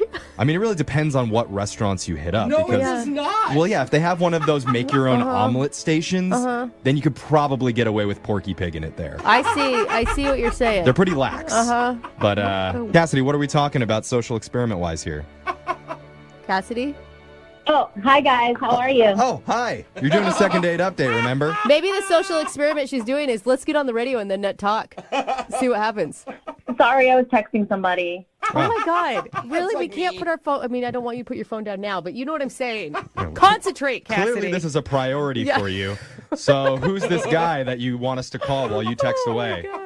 Okay, so this guy's name is Sam, and he and I met on Twitter. On Tinder. Okay. And I really liked him. He was like a really unique guy. He had like the perfect dad bod, which I'm very into. So he wasn't like too muscular. He wasn't too skinny. I like that. Stop it. Are you in your 20s? Why are you going for dad bods? You have the rest of your life to be hooked up with a dad bod. Dad bods are important to society, Brooke. I'm Back just off. saying, man, your single year should be not spent on dad bods. You got the next 50 of them to do that. It sounds like you're too old and you're not taking advantage of the dad bods around here. She makes a good point. Yeah, her husband is a runner, so this girl, don't listen to her. Yeah. Okay. All right. So dad bod Sam, that's his name? Yeah. All right, and what did you and Flabby do for your date?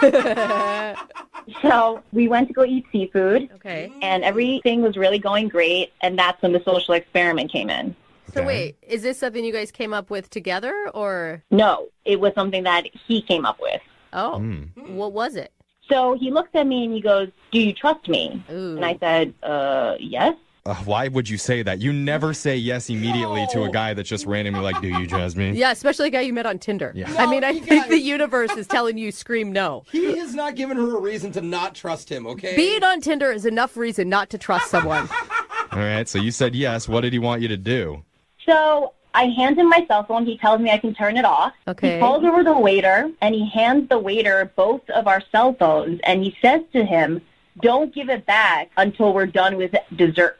This guy's crazy. What? No phones? Yeah, can't call for help now, little lady. I mean, I guess I could see that's being like a classy move. Like he wants to focus on just the two of them. Kidding aside, have no distractions. So as the waiter is walking away with our cell phones, I was freaking out. I was like, what is going on? I don't understand. This is really strange. This is really weird. So I was just like trying not to be vocal about it. But yeah, it was a weird kind of thing to do. Yeah, she's breaking into cold sweats and her hands start to shake. Dude, I feel you. You need your fix. I mean, how is anybody going to know what your dessert looks like if you can't take a picture of it? I mean, exactly. Even though you don't answer during a date, to feel the buzz, just to know it's on you. Yeah. Is important. Like people are with me on this date. I'm not alone. He sounds so jaded over here, but he took the phone away. And so how did it go? Actually, after the phones were gone and we had no distractions, it ended up being really good. And we were focusing on each other. We were both listening and talking, and the whole thing was really sweet. That's crazy. Oh, that's awesome. That's so, great. I mean, did you end the date thinking, oh my God, I'm never going to use my phone again? I mean, listen, I would love to have my phone. It's like a part of me. But it was really nice for like that hour that we were together that I didn't have it, and we just got to be with each other. Okay, All that's right. great. So besides that, did anything like weird happen? No. So afterwards, we had a really, really great time. There was a small kiss. Yeah. And I thought for sure I would get a text or a call. But here's the thing, though. He's not taking initiative, and he hasn't asked me out on a second date. So I'm honestly shocked. Like, I don't understand. So have you tried to ask him out at all? I mean, I've tried to, like, hint to him that I would be really interested in going on another date with him. Yeah. But he's not taking the bait. So what do you think it is that maybe turned him off? I don't know, and I really want to know because I actually really like him. Well, Right. how long has it been? Because if he's not a big phone guy, obviously, maybe he literally isn't checking his phone. Maybe he's writing you letters in the mail and they just haven't gotten there yet. Maybe a carrier pigeon is going to bring it to your doorstep. No. I mean, it's been a while, and so he should have asked by now. Okay. All right. Okay. I think this one is actually weird. Like, for someone to Mystery. be interested in enough to want to actually concentrate on you during the date, give you a kiss. And I didn't tell you guys, but he was super sweet and super cute during the dessert. How? Really? So he asked for a candle for the tiramisu, and I looked at him and I was like, oh, it's not my birthday. It's not going to be my birthday for another 6 months. And he was like, well, we should celebrate your half birthday. And so the candle came out, and he was like singing happy half birthday to you. Oh, my God, that's really cute. I love it. Oh, my God. Yeah, it was really cute. And free dessert? I would celebrate quarter birthdays if we got free desserts out of Dude, it. I hope Dad Bod Sam turns out as good as you say he is. I like him. Yeah. All right, well, Sam apparently has already won over everybody in this room, so if he won't go out with you, maybe he'll go out with Jose. Let's hope. Yeah. We're going to play a song, come back. We'll give him a call and see if we can get you a second date update. All right, Cassidy? Cool, thanks. Okay, hold on. Second date update. We've got a very special caller on the phone with us right now. What? 1, 2, 3. Happy half birthday, dear Cassidy. Happy half birthday to you. Yay! Yay, Cassidy! Oh, Cassidy celebrated her half birthday recently when she went out to dinner with a guy named Sam. Because Sam asked the waiter to bring a candle to put in their tiramisu. And when Cassidy said, my birthday's not for 6 months, he's like, well, we'll just celebrate your half birthday. Yeah, How smooth. dude, it's so cute. And Cassidy, I gotta say, thumbs up for you because I have been trying to get people to celebrate my half birthday for years, and no one is on board. No one can count that high, though, so it's really hard to celebrate her birthday. Half is hard. Always. That was actually the funniest thing you guys said all morning. Oh, thanks, Cassidy. Thanks. High praise. Funny. That's good. Has anything else come to your mind that's gone wrong? Because so far you have told us about the world's most perfect Tinder date ever. I'm telling you, he was sweet. He had the perfect dad bod. Everything was amazing. Oh, okay. You're like, let me squeeze those love handles, baby. Yeah. Oh, Cassidy, That's maybe true. you didn't have the right amount of dad bod. Uh-oh. Did you ever think about that? Mom bod. Maybe. Maybe she'd eat a little bit know more what? tiramisu the next time before you go out on the There it date. is. That's the thing. Nobody finds mom bod sexy. Yeah, it's not a thing. Mom bod? I don't think it's a thing. How dare you say that? I find Yeah. all mom bods attractive, so. Yeah, even your own. Yeah. No, not like mom. No. I'm in single mom. Yeah. You're right. You're expecting. Right. You're not. No, stop. Yeah, we're getting too weird. Let's just make the call to Sam. And Cassidy, we're going to try and get you your second date update, all right? Cool. All right, here we go.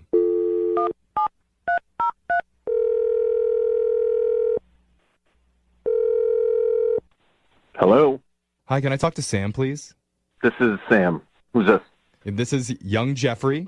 Work on the radio, doing something called a second date update. Okay. Oh, So we're taking you don't listen very often. That's okay.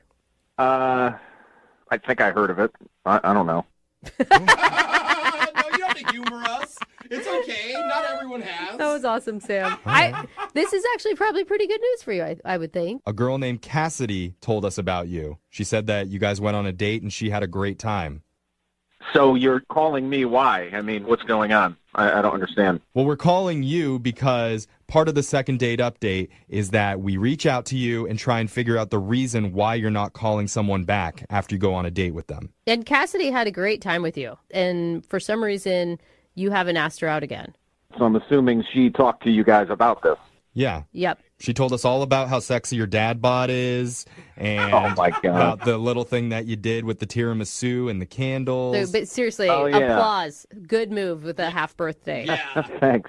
On our end, the date seemed really good. So what's the reason that you're not calling her back? Well, I mean, after this first experience, I just can't really see myself with her, I guess you could say. I don't know, just the type of girl that she is. Type of girl. Yeah, what does that mean? Well, I mean, just her personality, I just see some red flags. Okay. Can you be more specific? When we first met, I mean, you know, first impressions are everything, and my first impression of her was really, really good. It was almost kind of too good. Oh, that's it. Red flag. Too good. That's usually the number one. What is it? Sometimes Yeah. it is. What does that mean? It's too good. How is something too good? Look, normal people, they don't make a really great first impression, okay? There's usually something off, something a little weird or awkward. Okay. And with her, everything was just perfect and really comfortable. Okay, Sam, we need to sit down because it sounds like you have been on Tinder too long. And what you expect on a first date has really changed because that is what you want. Yeah, man, Brooke's right. Like, what's really bothering you? Well, there's one thing about her. It's this listening thing.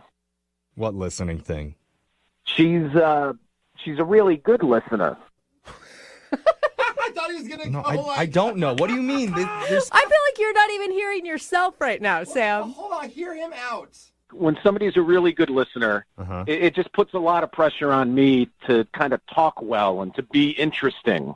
Okay. I'm not used to being on a date with a girl that was so focused on me. Well, but wasn't that your whole plan? Because she told us about the social experiment you did where you had the waiter take your phones. Yeah, but because you wanted to have the time for you two to concentrate on each other. And that's exactly what happened. So, yeah, your idea worked. Yeah. But now you're saying that you're upset that she was listening to you? She just seemed like way, way too good of a listener. And it rubbed me the wrong way. It really did. I actually do kind of see what he's saying because she has been listening to this whole conversation. So basically, I'm too good of a listener, so you don't want to go on a date with me? See, she did hear it. She's listening. Oh yeah, she's been on the other line listening to the conversation. That was Cassidy. Hi. Sam, are you serious? This is honestly the most bizarre thing I've ever heard. I've literally never heard a man complain about being too good of a listener. Mm-hmm. I mean, are you normal? Do you normally listen that well? Or What has happened in the dating world, you guys? Your red flag is all positives. You realize that, Sam. I feel like this isn't really about listening or fun conversations. What's the real issue? I think he's scared. Are you scared of commitment? Is that what it is? You're scared of liking No. someone? Are you in love with your mom? No. There's some deep-seated root to this behavior. I'm trying to figure it out. Listen, Cassidy, you were so focused on me and you were just so overly kind of attentive. It just makes me think that, she doesn't know how to behave without her phone. Are you kidding me right now? That's how you think? You are crazy. Yeah, this is pretty crazy talk. I think I know what he's trying to say. I don't. Yeah. It's the same thing. I can never remember people's names. If someone can remember my name and met me once, I'm always like, how did you do that? So if a whole date goes flawlessly, I can kind of see why it's how did that even happen? But how frustrating, Cassidy. I would be so frustrated right now if I were you. Honestly, it just sounds like he wants another type of girl and not me. You think it's an excuse. You don't believe him. You think that he's just saying you're too perfect just to let you down easy? Totally, 100%. Listen, no, it isn't like that at all. I would like to do this again. I just think that maybe I could throw out a couple of suggestions for you the next time we do go out, Oh, yeah, sure, Sam. Why don't you list them off? I hope you're listening. I told you before that you made a really good first impression. How about this second time around? Maybe don't do that. What do you want her to do? Show up late? No, maybe not be so engaging. I want her to have more awkward pauses. Yeah, stumble over your words. Make him feel more comfortable, like he's not intimidated by this perfect woman. I can't believe this is happening right now. Oh. Cassidy, people talk a lot about themselves, okay? And I don't want that, but I want someone that kind of talks about themselves, a decent amount. Huh. To the point where I have to kind of fight to get a word in, What? That makes me listen. Cassidy, okay, wait, hold on. Is what you're trying to say, Sam, you just want her to be more vulnerable with you and more herself? I just don't want somebody that makes that good of a first impression. I want somebody that doesn't listen that great. And, I mean, even if you want to be kind of clingy towards me, I'm totally cool with it. Oh, my God. Not full. So Yeah, just drop the Y, just the cling. You just want a little cling from your ladies. Are you good with that, Cassidy? No. No, hold on, Cassidy. Slow down. I thought you were a good listener. Let me ask. Would you like to go out on another date with Sam? We will pay for it. Come on, Cassie. Honestly, think about it. It might be kind of fun to just go and try to have the worst date you possibly can. Really bomb I it. mean, just try to mess it up bad. Yeah, forget his name. It'd just be a fun night. Cassidy, really, listen to them. Listen to what they're saying. I know you're a good listener. And if you just go by a couple of the suggestions that I made, I think it's going to be good. It's going to be not too good, but it's going to be good. We don't want it to be great. So? What do you say, Cassidy? Do you want to be his imperfect woman? He doesn't deserve me. He needs to be with someone who's got all of these things that he wants because he's a crazy person. Yeah. He needs issues. Well, he just needs a little less self-confidence, Cassie. Actually, look, that wouldn't be that bad because she did come off very self-confident. Oh, my gosh! Okay, you lost me. Yeah, now, that's an dude. instant turn off. You're terrible. All right, well, congrats, Cassidy. Well, yeah, I mean, congrats, Yeah. but sorry we couldn't get you a second date. At least we got to the bottom of it. Yeah. Yeah, thanks for trying, you guys. Oh, all right. So did she say yes? I wasn't listening. She said no. Oh, she said no. No. Yeah, whatever. Moving 92.5. Moving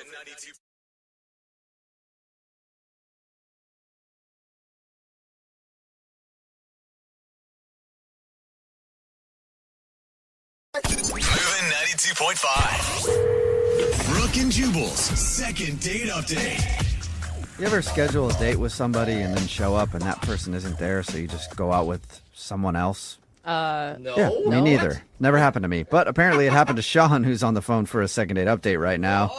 Find out how that happened in just a second. But Sean, what's up, man? How are you? Good. Thanks for taking my call. I'm curious what you guys think. No problem. Thank you for your email. You had an interesting situation with your first date. Sounds like it. Yeah. So it was a Tinder thing, and her name is Kate. We had a little flirty thing going as it happens up top, and then I offered to take her out, and she agreed. Mm-hmm. And I go to show up, and her roommate answers the door, and I'm like, is Kate here? I'm here to pick her up. And she kind of just freezes a little and is just like, sorry, I'll be right back. And so she just shuts the door and leaves me kind of hanging there, and then comes back, kind of takes a deep breath, and she's like, yeah, a bit of a mix-up here. Kate's actually out with another guy. Whoa, that's a lot of information. Why wouldn't you just, horrible roommate, why wouldn't you cover for her? Yeah. I don't know. I was just like, I was kind of mortified. And I was like, all right. Yeah, what did you say to that? Yeah, you don't really say much. I was kind of kicking my heels a little bit, just kind of like, Yeah, what do you do? And she goes, I'm not up to anything. Maybe we could just hit the bar down the block or something. Dude. What? And I'm like, no, I don't want this like a pity date or something. Like, she legitimately felt bad for me. Like, I was... She's like, oh, you should be dating somebody. I'll go out with Yeah. you. So I kind of reluctantly agreed. Okay, and, but, I mean, you were attracted to her, so you agreed, right? Yeah, she was cute. It's like a blind date, kind of. Okay, well, what happened? Well, we went to the bar and we had a few drinks, but she couldn't get off this, like, I'm so sorry. Oh, God, that's so awful. Like, I kind of really wanted to forget about it. Yeah, that'd be annoying. Yeah, you're like, do you have to keep harping on it? Can we just hang out and you not remind me that I was just stood up? You're drinking like cheers to you being so poorly stood up. That is lonely. Yeah. So I was doing what I could to kind of change the subject, and she would just go right back and be like, again, I'm so sorry. And I'm like, yeah, okay, it's fine, And then she even said, I bet Kate's not having as much fun right now as she would be with you. Like, I'm sure the guy that she's out with is worse or something. It's worse. I mean, I was going to say that's a nice compliment to be like, she was complimenting you, like, you're fun to hang out with. But if she put it that way, like, maybe that guy's worse than you. It would be hard to be worse than you, but maybe. Like, you're pretty bad, but God, you should see what she drags home from Tinder. Yeah, I mean, Kate is terrible taste. Yeah, God, Kate. I mean, I thought that this woman was like, I don't know, maybe attracted to you, and that's why she offered. But it really, I mean, I think you're right. It really does sound like it was out of pure pity. Well, it did get better from there. In another attempt to change the subject, I asked her if she wanted to play a game. Oh. And she perked up and she was like, sure. And I was like, all right, it's called Put It in the Hole. That game? It's on a first date. Yeah. Too.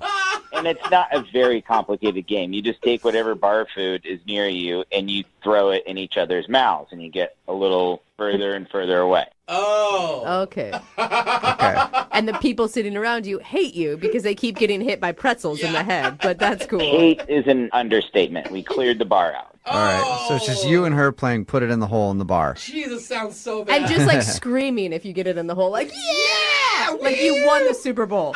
Right. It turned out to be like a totally like fun activity that we had because we were drinking and we were laughing and we were even like having a conversation about real things like while we were hurling food at each other. Dude, that's cool. And so, I mean, it turned into like we're having the time of our lives in this really weird way.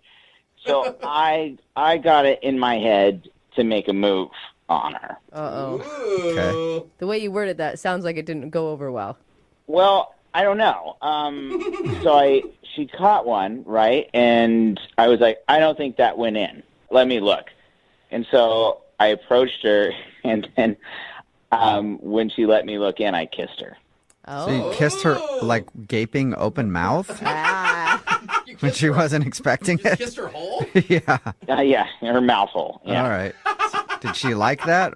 She did. Awesome. So the night goes on, it gets a little fuzzy, and she wants to go home, and I'm like, I gotta not try to like take her home at this point, even though it kind of goes against everything. Yeah. Right. And so I took her home. There wasn't a kiss at the door, but we were laughing, and I was like, I should go. And the next day, I texted her once and I called her once, and I heard like absolutely nothing. And I thought after a date like that, I would totally hear something. Oh. And I don't know if she was like felt like she was stepping on Kate's feet or like I don't. It's just so weird that a night like that, I'm just getting like ghost. Do you think maybe the roommate like got mad at her for going out with you?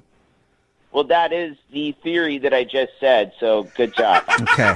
Yeah, but Note to self: pay attention more. I don't know. Kate didn't care enough to even be there when you guys were supposed to be on a date. I don't think that she'd be that territorial. Yeah, she sounded like it has great chemistry. I don't know. I just see her, like, if the roommate came, saw you at the door, then said, hold on, I got to check, and then goes back. She obviously, I feel like, checked in with Kate somehow.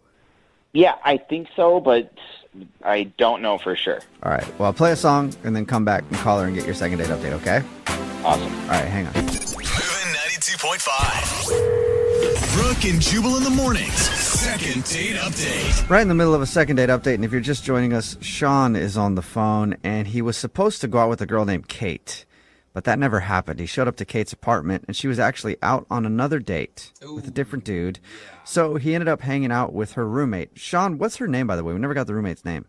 Chelsea. Chelsea. Okay, so he ended up hanging out with Chelsea all night. He said that they had a really good date, but now she's not calling him back. Sean, have you thought about the possibility that maybe you got catfished? Oh. Wow, I didn't even think of that. I have entertained that. It just doesn't add up to that, but I guess it's possible. Like fake pictures and everything else, and then you show up and she acts like she's the roommate. I don't know why. Right. But Really smart. But why would she catfish you and then not call you back? I don't know. Like, that's pretty rude. You get stood up. Yeah, she would have just not gone on the date if she wasn't interested, right? Right. I mean, I don't get why to set up that whole sting and then do it this way, you know. Well, it's shrouded in mystery. Hopefully we can figure it out for you. I'm about to call. Chelsea's the one we're calling, not Kate, right? Yeah, I did. I never went out with Kate. Yeah, I know. Yeah. I know. I'm just starting to get names confused now. That's more for me than for anybody else. All right, so I'm about to call Chelsea right now and find out why she's not calling you back. You ready? Yeah. Okay, here we go.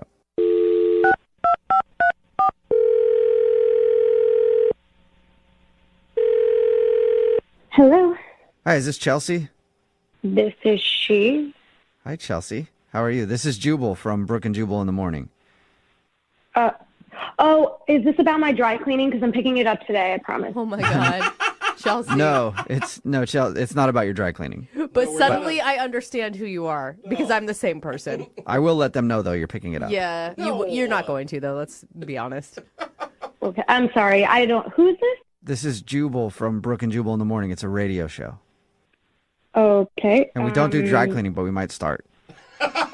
I'm confused. Did I win like a prize or something?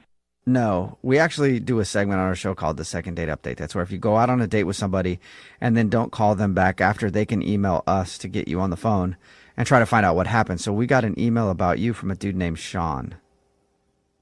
Oh my God. Yeah. Yeah. Okay. I mean, I know Sean. Yeah, he told us. He told us about how he actually was supposed to go on a date with your roommate. Yeah. He showed up and I felt really bad. So I just said, like, we can go to a bar and hang out for a little. Yeah. You pity dated him, is what he said. I mean, it wasn't like full on pity because like if I didn't want to hang, I wouldn't have, but like it's not like he had a date with me. But did you enjoy hanging out with him, though? He thought that you guys had a great time and actually had a really good date, even though he wasn't supposed to be on a date with you. Did he tell you like everything that happened, everything we talked about? I mean, here's what he told us. He said that you guys hung out at the bar and you played a game called Put It in the Hole, where you try to throw things in each other's mouths. He told us that you kissed, and he said at the end of the night, you guys were laughing and having fun, and he thought it would be totally cool to hit you up again for another date, but he's tried to do that, and you haven't answered him. Yeah. I mean, the game was like fun and all, but honestly, he doesn't seem really honest, and I'm kind of like skeptical if he was telling me the truth or not when we went out. What do you think he was lying about? Everything. Whoa. What? He said, like, he's been struck by lightning 3 times. Oh. And, like, I don't even know anyone who's been struck once. Yeah, that's Yeah. pretty rare. I mean, but, like, I could let that slide. But then, like, right after, he said it happened around the time that he was roommates with Zac Efron, like, before Zac Efron got famous. And, like, hasn't Zac Efron been famous since he was, like, 12? Like, that just didn't make sense. Yeah, I mean, there's definitely some flags flying up that say, like, compulsive liar. Yeah. Well, I mean, there's, like, more than... literally, the whole thing, I feel like, was a lie. He told me he, like, won the New York Marathon, but, like... He won it. Was disqualified because he lost, like, that number that you wear when you're running, you know? Oh, no. He was running so fast it flew off. All that running for nothing. I mean, like, he is in really good shape, but, like, to win a marathon, like, wouldn't I have heard about it? Like, if I Googled him, would have seen that? Like, Yeah, you would think so. I know a dude like that who tells the tallest tales ever, and you're like, that did not happen. But, like, that's not even the worst of it. I think the worst one was he told me he hooked up with, like, 2 Victoria's Secret models on Kendrick Lamar's private jet. Oh, wow. So he's roommates with Zac Efron. He's on Kendrick Lamar's private jet hooking up with Victoria's Secret models. And that was the 3rd time he got hit by But, lightning. but wait, hold In on. the plane. He's getting stood up by your roommate on a Tinder date. Like, That doesn't add you're up. right. There's a lot of things that are missing here. Totally lying. Well, she's the one that called BS on it. Like, I came home and I told her, and I was like, did he tell you any of this? Like, did he send you a picture of him, like, on a private jet or anything? And she was like, no, this guy is a liar. Don't talk to him ever again. Did you say anything to him on the date? Like, I like who you are without all these big lies. Like, you don't have to tell me this. I didn't, like, outright tell him that he was lying because he does, like, the way he told the stories, I started to believe him. Because, like, what do I know? I don't know if it's not true or not. Like, maybe he really does have this crazy, extravagant life. Who knows? Maybe we should ask, because he's actually on the other line listening and wants to talk to you. Wait, he's what?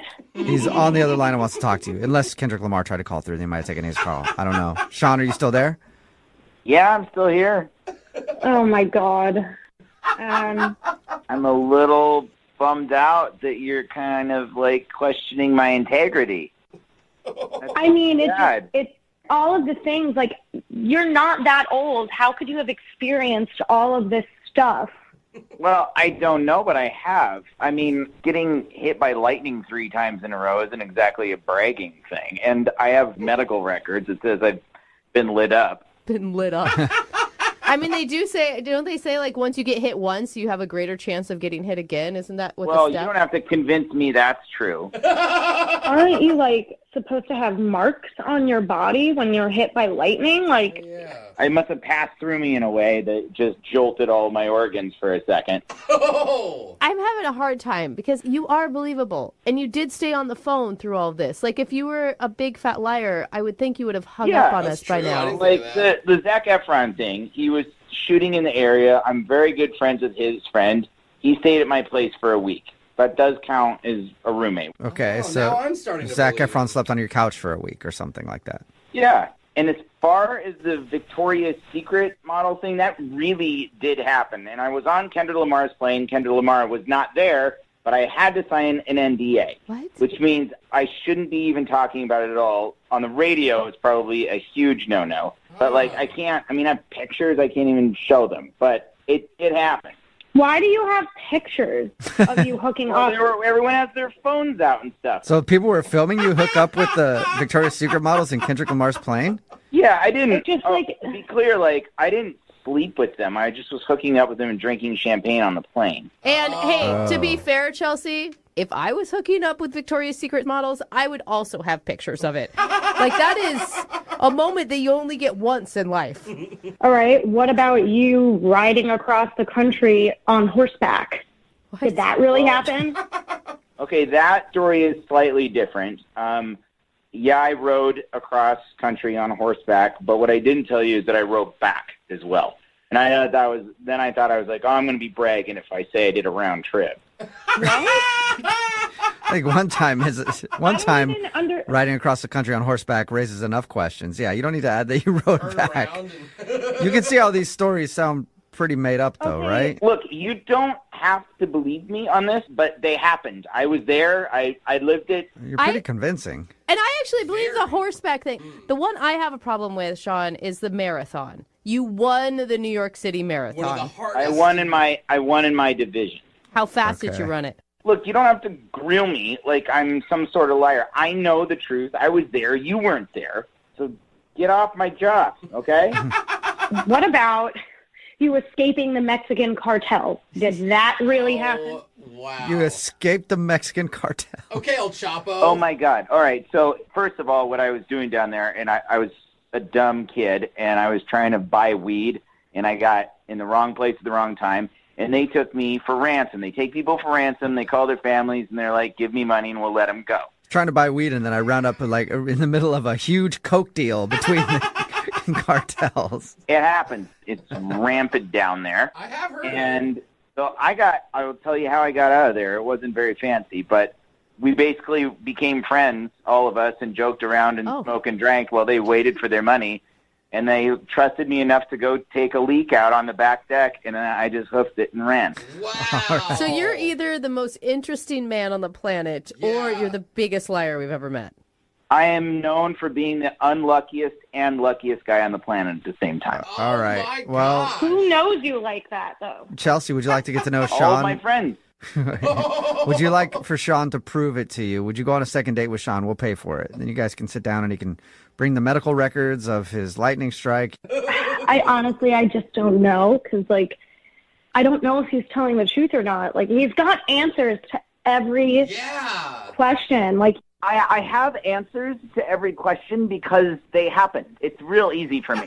Think about this. I've been going around telling people that I went on a Tinder date and that the date wasn't even there, but I took out her roommate. Like, that's already, like... Yeah, weird stuff happens to you, man. You're an excellent liar, Sean. I commend you. Jubal's jealous. Yeah. Chelsea, what do you think? Do you want to give Sean one more shot? I do think I'm going to go on a date and see what happens. Oh, my Okay. gosh. All right. Sean, congratulations. You got a second date. Yay. Yeah, bring along your medical records and all that stuff. Well, I don't know if I can get my hands on them by then, but I'll see. Sure. Okay. Really? All right. Well, Convenient. hope your date goes well. And congratulations, Sean. Chelsea, thank you for your time, too. Thank you. Yeah. Yeah, she's like, I don't know. And Sean, the next time you go on Kendrick Lamar's private jet, invite, please. Yeah, dude. We don't actually talk anymore. It was his buddy's plane, so yeah. Okay. All right. Sure. sounds legit. We'll see you. Brooke and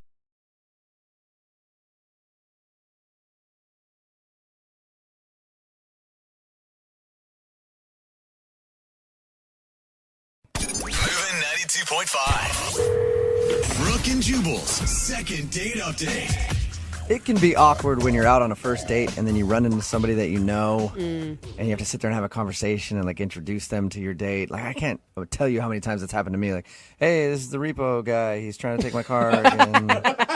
And then I have to have a long conversation with him, like, hey, sir, could you not take my car? I'm on a date. This is my date. And then they get introduced, and it's just awkward. Yeah. Well, the girl who wants to do a second date update today had an awkward run-in on her first date, and that's why she thinks she's not getting a call back. Her name is Isabel. Hello, Isabel. Hi. How are you? Good. How are you doing? Good. So your email says you think your date got screwed up because of somebody that you ran into. We'll get into that in just a second. But first, what's the guy's name that you want to call today? His name is Darren. Darren, and how did you meet Darren? I met him kind of in my neighborhood. I just ran into him one day near my house, like a few blocks away. He was on a walk, and I know it's going to sound cliche, but he has a really cute dog. So of course. I had to go over to go pet the dog. All right. Did he ask you out, or did you ask him out? He asked me out. We just kind of walked together for a while, and I told him I love animals, and his dog was adorable, and he was obviously aware of that. So we walked together a bit, and, eventually he had to go one way. I needed to turn back and go home, and he asked for my number. So I gave him my number, and the next day he called to ask me to dinner. That's cute. By any chance, did he have any binoculars or duct tape on him when you met him?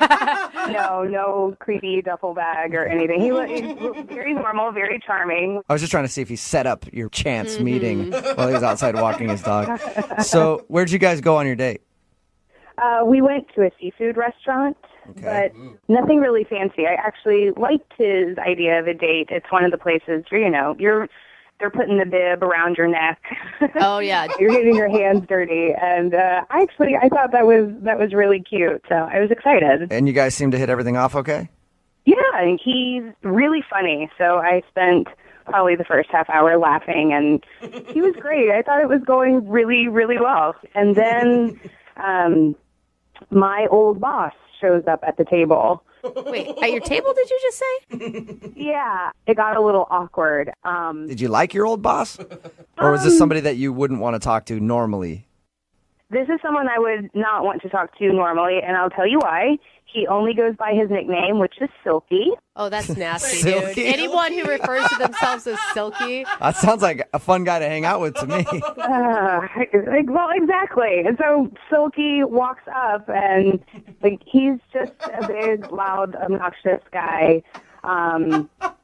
It was really uncomfortable, and so Darren is trying to play along with all of Silky's terrible jokes, and I know it's hard to say with a straight face. It really is. It's awful. And so Darren actually offers up that it's our first date, and that just got Silky going.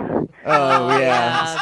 So he's like one of those guys that's always trying to be funny and is always on. Yeah, and it was terrible because I'm sitting there with bibs around our neck, and he's asking if there's going to be kisses later. And Did you guys joke about it? I mean, if I were on a date with you and some dude named Silky came up and was being obnoxious, I would still laugh about it with you after and be like, man, I can't believe you used to work for that guy. Yeah.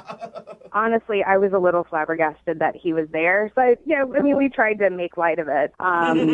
So then Silky finally leaves, and Darren's kind of chuckling, and, he's asking, what's this guy's deal? How do I know him? And I didn't really know what to say because Silky, I knew Silky when I worked in a fast food restaurant as an adult. And it's not something that I really keep on my resume now. It was just something that happened. I was between jobs, and I worked at a fast food place, and it's just, yeah. So when you told your date that you used to work at a fast food place, you think that turned him off or something? Oh, I'm having trouble I understanding. didn't tell him. I just kind of said he was an old boss, and I didn't like working for him. And I kind of asked that we just drop it. Yeah, can we just enjoy our date together and not talk about that weirdo Silky who just crashed our date for 5 minutes? I think that's a reasonable request. So, yeah, I just asked that we kind of move on. And Silky's a crazy character from a long time ago. And Darren, I think, took that the wrong way and kind of stared at me wondering if I was hiding something or if there was some big secret I wasn't telling him. If I were Darren, I could see where, if he had an old boss named Silky, I would think that he must have been some sort of drug dealer or something. I can kind of see that, and it did get a little awkward for a few moments, and then we just went back to dinner and had a good time. How did your date end? He dropped me off, and I got an awkward hug. An awkward hug. Something was obviously bothering him or was wrong, and I don't know what's going on because he hasn't responded to my text. I've texted him a few times, and I feel bad that maybe I should have just told him about the fast food job, or maybe my perfume was too strong, or he didn't I don't know. I was wearing too much makeup. I don't know what went wrong, but I want to know. I love a girl's brain. There's always like 8,000 different Yeah. reasons it could be. Well, we'll play a song, come back, call him, and get your second date update, okay? Okay, thanks. Hang on.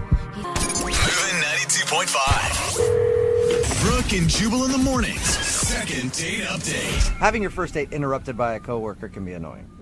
Having your first date interrupted by an old boss named Silky can definitely ruin the whole thing. Sounds bad. If you're just tuning in for the second date update, Isabel is on the phone with us. She met a guy named Darren. They had a really fun date going, and then her old boss, a guy named Silky, happened to be at the restaurant they were eating at. I don't think that's his real name. I think he just calls himself Silky. But he crashed their date for a little while, and apparently he's one of these big, loud, obnoxious dudes, and he wouldn't stop joking around. And when he left, her date asked about Silky, and she didn't want to say where she knew Silky from because it was like when she was between jobs, she was working at a burger place, and she was kind of embarrassed of that. So she asked him to move on, and then ever since Silky's appearance on the date, her date sort of seemed a little weirded out, and he hasn't called her since. We're going to get him on the phone and find out if it was Silky who ruined the day for her. Are you about ready to go, Isabel? I'm ready. I want to know what happened. Right. And you do know, Isabel, you shouldn't be ashamed of working hard and having to work at a fast food joint for a little while. I know. It's nothing against anyone who works fast food. For me, it was just, my degree wasn't, it's just not a part of my life I talk about. Yeah, okay. I'm going to dial the phone number right now, and I'm hoping that the guy you went out with, Darren, doesn't answer. I'm hoping Silky answers, because I'm curious about that guy more than I am about Darren, honestly. All right, here we go.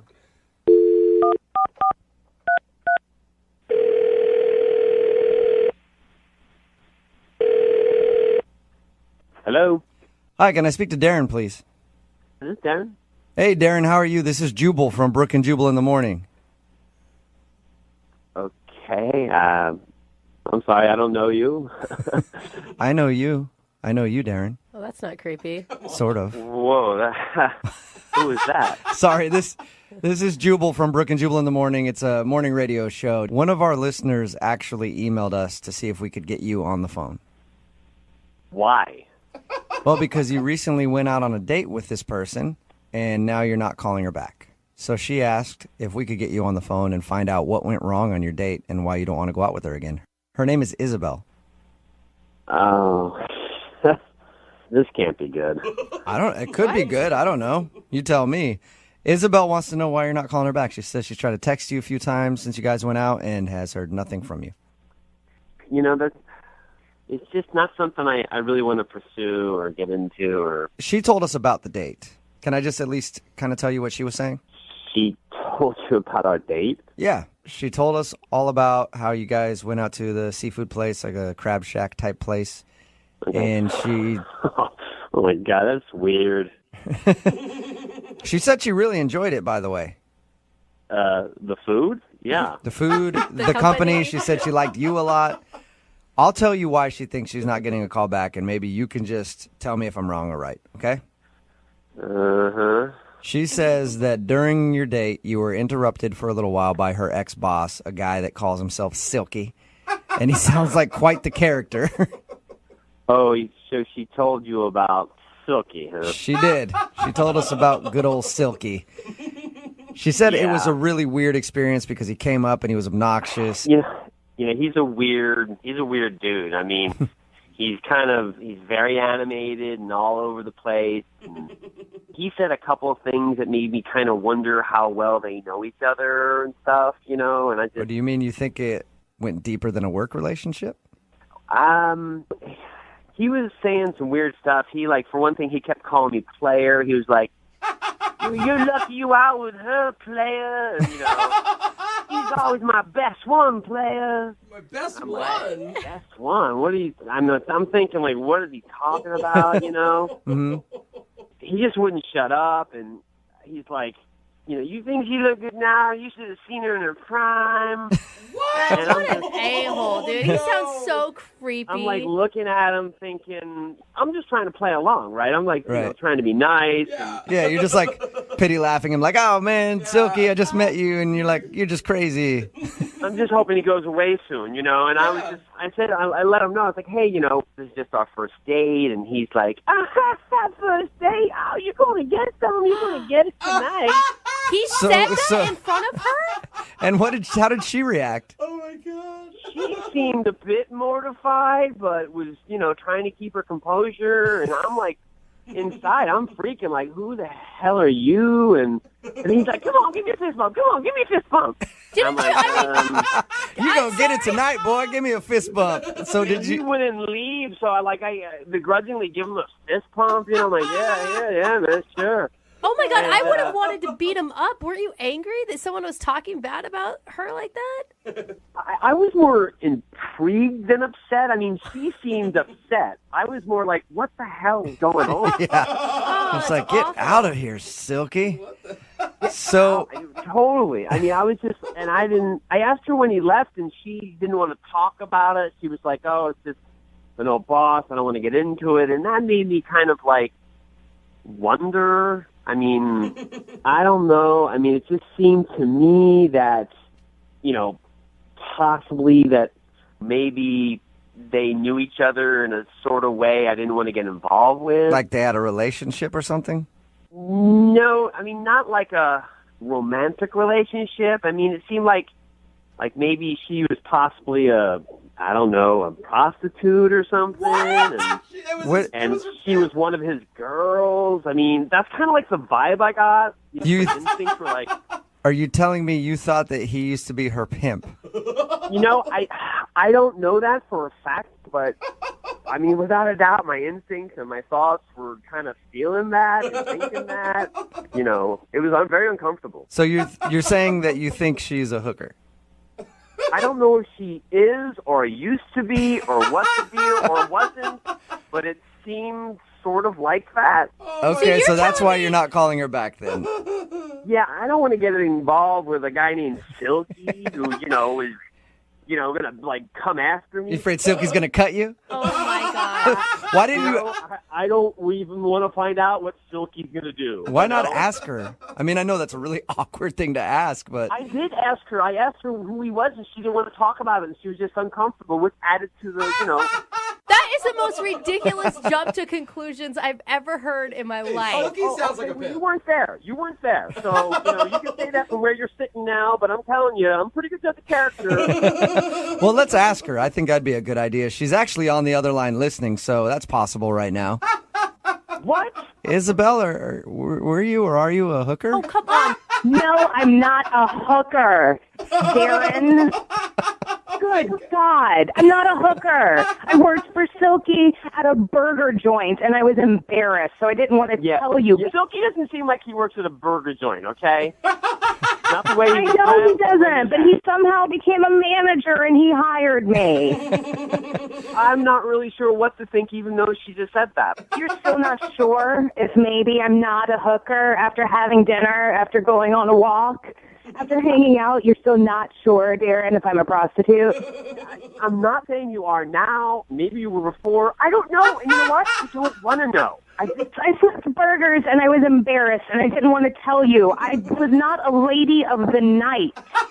Well, what am I supposed to think? I mean, some guy named Silky comes up and is like, yo, she used to be part of my team. You used to see her in her prime. I mean, I don't really think that's what a burger shift leader in the morning.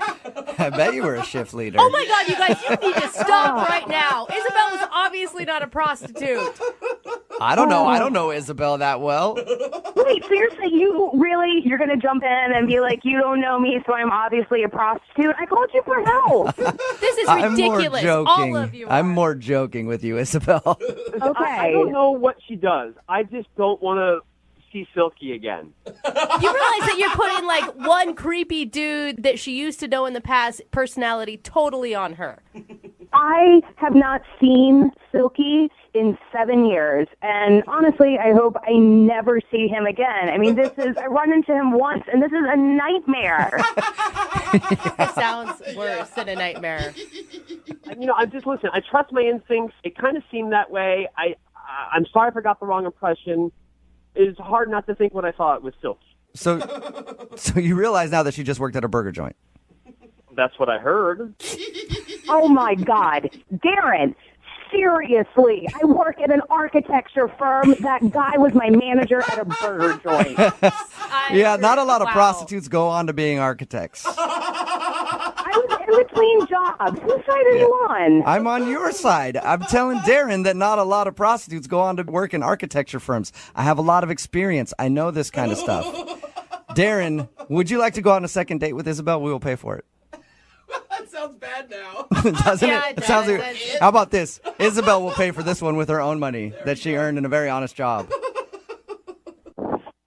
To be honest with you, I just don't think it's a good fit, and I'd rather not. Oh my God. And, Isabel, you don't want to go out with him anyway. No, I don't. And from now on my first date, I'll just wear a shirt that says, "Hi, I'm not a prostitute." It's a good idea. It's a nice fashion choice. And I know she'll be the death of me.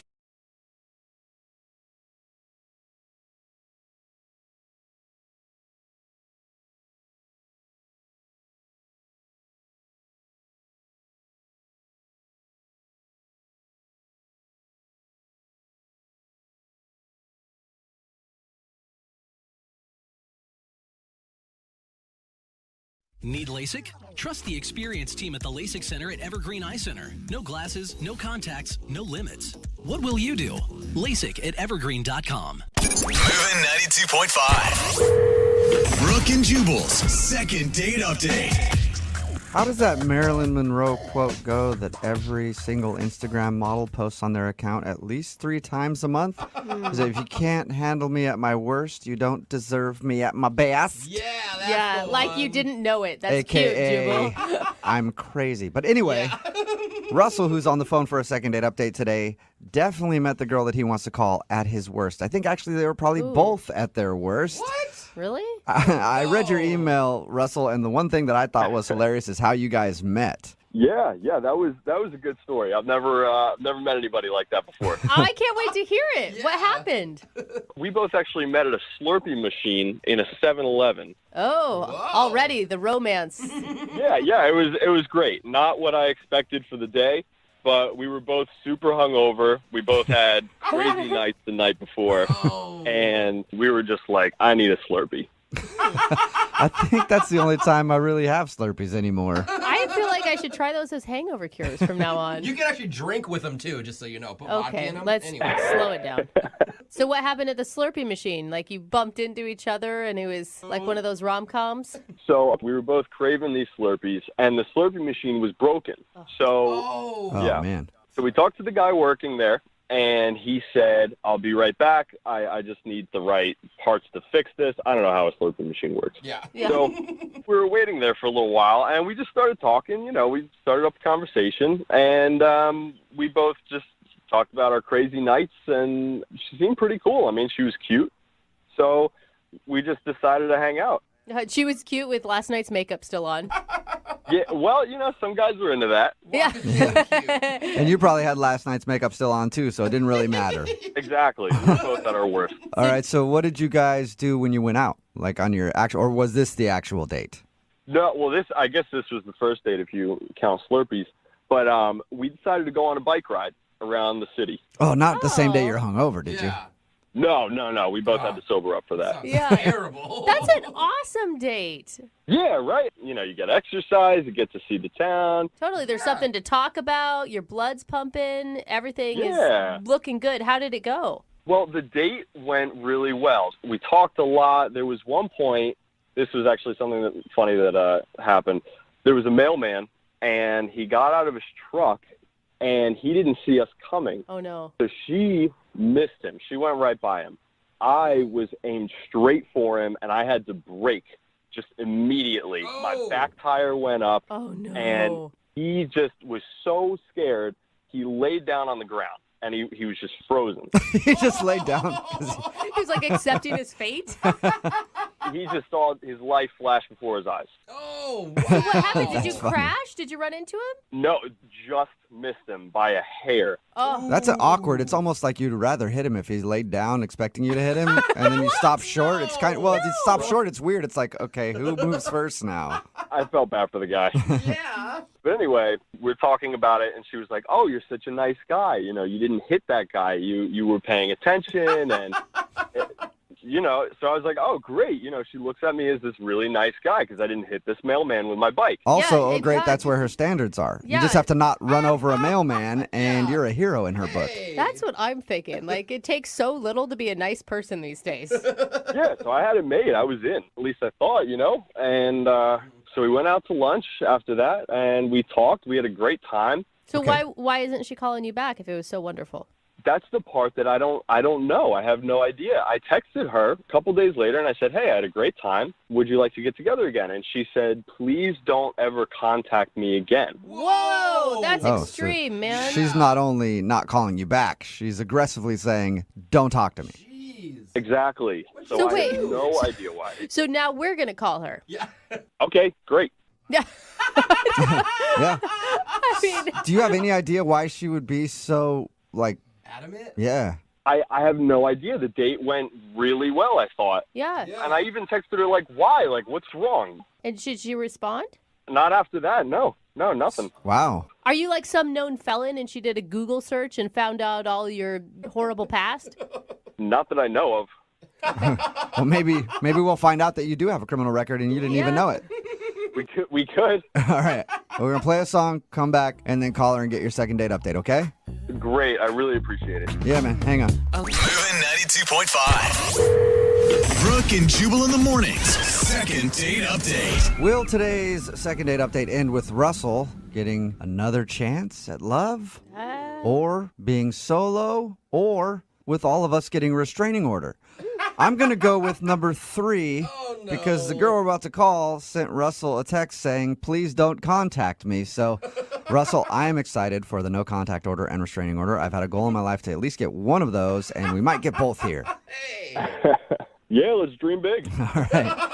Just to remind everybody, Russell met a girl named Dana at the 7-Eleven. They were both hungover getting Slurpees. And then they started a conversation, decided to go on a bike ride, and then they had lunch. And according to him, other than almost running over a mailman with his bike, nothing bad happened. But after the date, he texted her asking if she wanted to go out again. And that's what she said. Don't contact me anymore. So we're going to contact her. That's how we're going to do it. You guys, are you sure you want to do this? I want to know. I want to get to the bottom of this. And, like, is your goal to go out again, or is it just to find out the problem? I'm more concerned about what the problem was. A second date, yeah, maybe. But, you know, I want to know what went wrong. Yeah, if you have no idea and her reaction is that strong, maybe you're doing something on dates that is not cool and you don't even realize it. Yeah, exactly. And I need to know. I think she found something online that was bad about you. I mean, that is a possibility. She could Was have. there stuff online that's bad about you? No, here's the thing. My ex is not a good person, and we had a really bad breakup. And I'm wondering, like, maybe there's a possibility she talked to her somehow. I don't know. Okay. Okay. Well, we'll See? find out. I'm going to dial her phone number right now. Here we go. Okay, let's do it.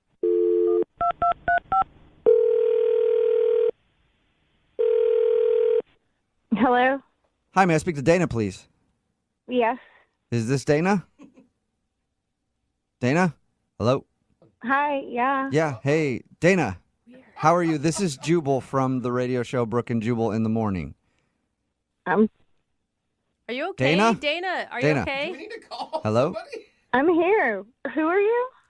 Jubal from Brooke and Jubal in the Morning. It's a radio show. And I'll just cut to the chase real quick. We do a segment on our show. It's called the Second Date Update. That's where if you go out on a date with somebody and they end up not calling you back after, we'll call that person and find out what happened. So you went out with a dude named Russell not too long ago. No, oh my God, no. No.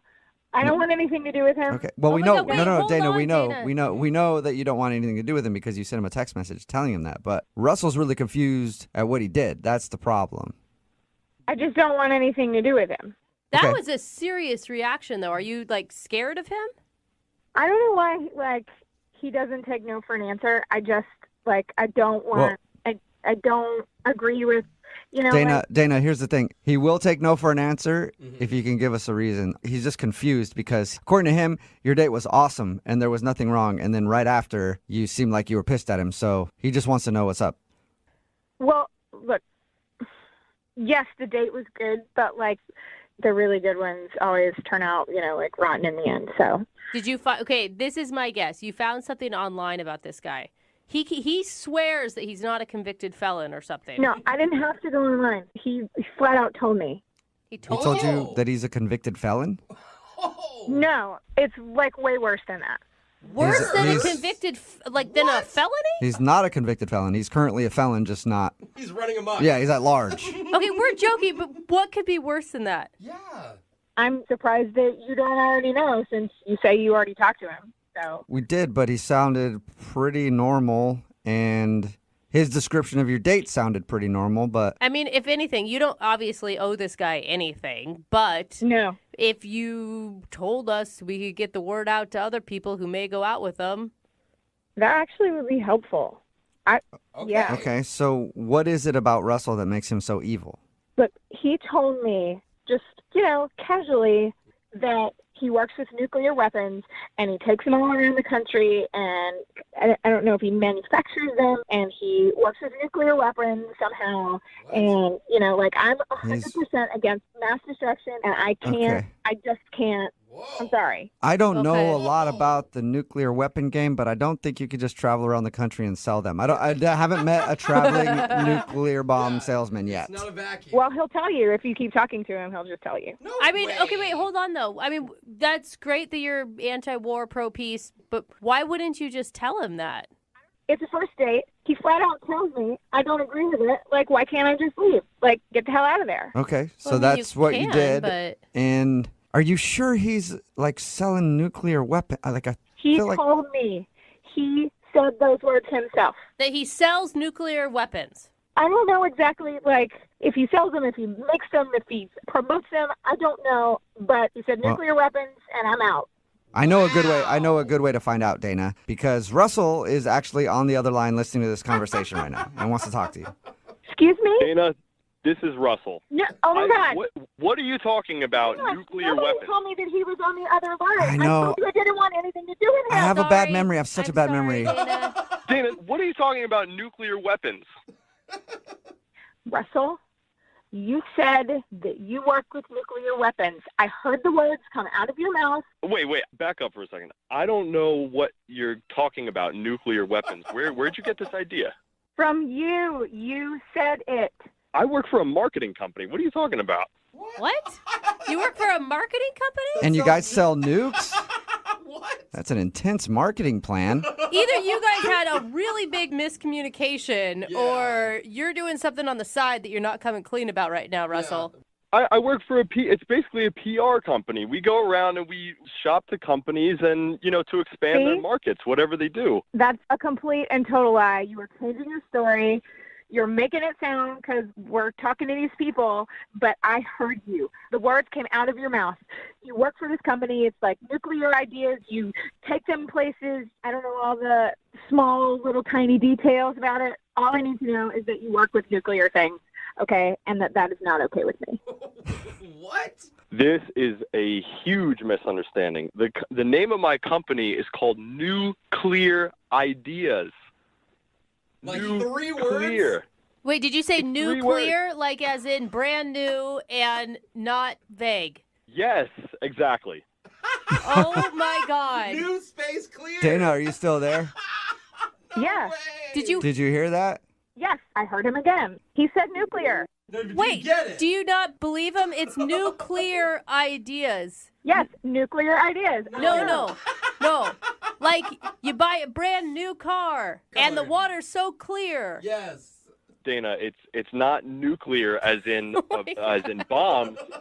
It's new clear ideas. Oh my God. We propose new ideas that are clear to companies. Oh my God, Dana. I can't believe it. So you don't work with bombs? No, not in the slightest. I agree with you. I don't like war. I don't support that. I don't do anything involved with that at all. Oh my God, Dana, what are you feeling right now? I feel like he needs to like pronounce his words better. I don't think this one's on him. I feel like you probably should have known he wasn't talking about bombs based on subject matter. Oh my God. Far out there. Oh, I feel so sheepish. You were so fired up. I'm embarrassed. Are you sure, Russell? You really don't work with war stuff? I don't work with war stuff, Dana. I'm Things I don't 150% positive. My God. I feel so stupid right now. It's okay. Dana, would you like to go out with Russell on a second date? We will pay for it. He will not. Now that you know he's not making nuclear bombs in his basement or whatever. Yeah. I mean, that was the only thing. I mean, it was a pretty big thing, except it's not real. Yeah. I don't think nuclear bomb salesmen are really like not a profession. Yeah. I mean, when he said it, I knew it sounded stupid, but like I should have asked more questions, but I just like jumped to a conclusion and Okay, so Russell, you want to go on another date with her? You know what? In the beginning of all this, I would have said yes, but you learn a lot about someone on a first date, and I've learned even more after this experience about her temperament and communication skills.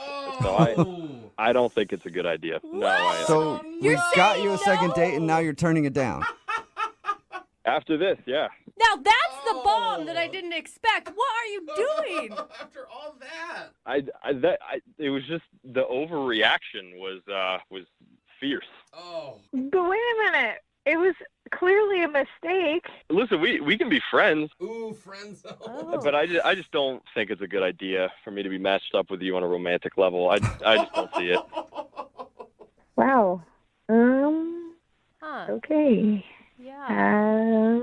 It's an awkward ending, isn't it? It is. I don't even know what to say. Dana, thank you for your time. Yeah, I guess mistakes happen, but Well, yep. All right. Well, sorry, guys. No, it's fine, Russell. Way to bring the mood down, though. Brooke and Jubal in the morning. Text in at 78592. It says Russell dodged a bullet. Correction, he dodged a nuclear bomb. Oh, gosh. It's Brooke and Jubal in the morning talking about the second date update. If you missed it, this dude, Russell, wanted to call Dana. They went out on a date. Everything seemed fine. After the date, though, she texted him and said, never contact me again. So, of course, he did the right thing. Had us contact her for a second date update. But we got to the bottom of the problem. She is against war and all things war. Mm-hmm. And she thought Russell was somebody who sold nuclear weapons. But Russell works for a company called Nuclear Ideas, and she heard nuclear ideas, and that's why she said never contact me, because she thought he was some sort of international arms dealer or something. I could see where the name sounds like nuclear. I get that. Yeah. But why wouldn't you have a further conversation? I mean, if someone told you that they were dealing with nuclear bombs, I'd have all sorts of questions. I definitely would Like, want to find out more about that. Even if I was against it, I'd be like, whoa, I've never met somebody who goes door to door and sells nuclear bombs before. In the end, Russell decided not to go out with her because he thought that was kind of weird, that she didn't realize it was nuclear and not nuclear, and the way that she reacted, saying never contact me again. Yeah, and I think her was all upset. He decided not to go out with her again. jump to conclusion was a little bit much for him. A little bit. Yeah. Remember, if you want to do a second date update, all you have to do is email the show, and we will call the person who didn't call you back. Moving 92.5.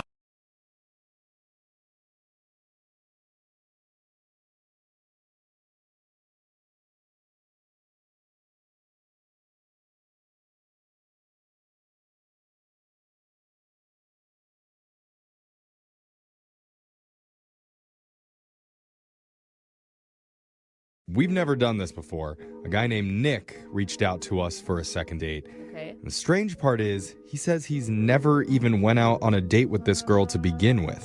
So wait, It's Wrong segment then, buddy. We would need a first date then. Yeah. That's not what we do. Nick, I'm hoping you've at least talked to this woman and it's not your neighbor that you're looking at through your telescope right now. Nick? Is it? Step I away hear from the heavy breathing. telescope. I am here. I was just laughing. Okay. You sound like you're doing more than laughing. No, there's no telescopes involved, I promise you. Okay, is the woman real? Does she have a name? Does she exist? Yes, her name is Whitney, and she exists, and she's amazing. Whitney sounds like a made-up name. Yeah. Oh, you guys. But how do you know she's amazing if you've never gone out with her? We've never met in person, but we have met and communicated a lot online. Okay, there's a lot of people, I use that in air quotes, online that aren't real in real life. Right. No, I know she exists. Like, we have FaceTimed. We've had extensive communication online where we've actually seen each other. So why aren't you going on a date with her? Well, because she lives in a different state. We didn't tell us that, Oh, Nick. yeah. That's very important information at the beginning. Maybe lead off with that. Yeah. Well, I mean, honestly, guys, I really felt like I was falling in love with this girl. Ooh, that's Okay, so cute. But no, whoa. You're falling in love with this girl? You haven't even seen her. on FaceTime Yeah, I've he seen has. her. I mean, I've seen her. We FaceTimed. I was so connected with this woman. Like, we have very similar, like, families. We both have sisters. We both have similar holiday things that we do. Like, Well, hold on. I hear that she has a sister. He has a sister. Sounds like they connected. That's love right there. I don't know. Okay, I don't you know know if the what? You're sisters right. have anything to do with There's a it, common but bound. You guys don't know. Get the marriage documents ready. You guys both have sisters. I think that it's romantic and that it's refreshing that you were connected to a woman on a much bigger level than just a physical Yeah, one. 5G level. For real. I was planning on flying her out or flying out to see her. That was the next step. But things just haven't been the same for a bit. So things aren't really working out the way I had wanted. So that's why I contacted you guys. All right. So this would normally be the time where I would ask you about the date that you took her on, but you haven't done that. So Yeah, I feel like we have, because it started out that we would talk like a few times a day, just like little things here and there, check in. Yeah. And then it got to the point where we would be communicating for like hours every night. Wow. That's intense. Yeah, I know. And it was going so well. We would talk constantly. And it was great like that for about like 3 weeks, I would say. And then she started not responding as quickly. Yeah. And then she wasn't like, we weren't talking every night. there must be something that you have done during these conversations that has turned her off. No. Well, the last photo I sent her, I took a photo of my breakfast, and it was like 2 heart-shaped pancakes that I made, and then I kind of spelled out like "I love you" and bacon. And I know that's corny, but it's also like sweet, and that's how I feel. I mean, it seems like a lot to drop the L word and never seeing each other in person. I mean, I spelt it in bacon. Okay, you're spelling out the word love and bacon to this girl already? Yeah, that's what he's doing. He's testing the waters to see if what was her response to that. I mean, not much. Not much. Okay, that's not good. I know, and I haven't really heard from her in about the last 48 hours, which is rare because ever since we started communicating, we've never gone 48 hours without at least checking in. So how do you want us to help? Because she obviously doesn't listen to our show. I don't know. How can we get her? How can I get her to listen to me? How can we get her? Yeah, okay. That's quite a Listen. statement. Get her on the show is what I'm thinking. Okay. Or find out if you did something wrong or Yeah, if she is exactly. just scared. It sounds like he's just coming on a little too strong, but you were both feeling it, the chemistry at one point, so that's great. Well, also, I forgot to tell you this as well. She did mention she had this friend that was kind of hesitant about our relationship, and I don't know if that has something to do with it.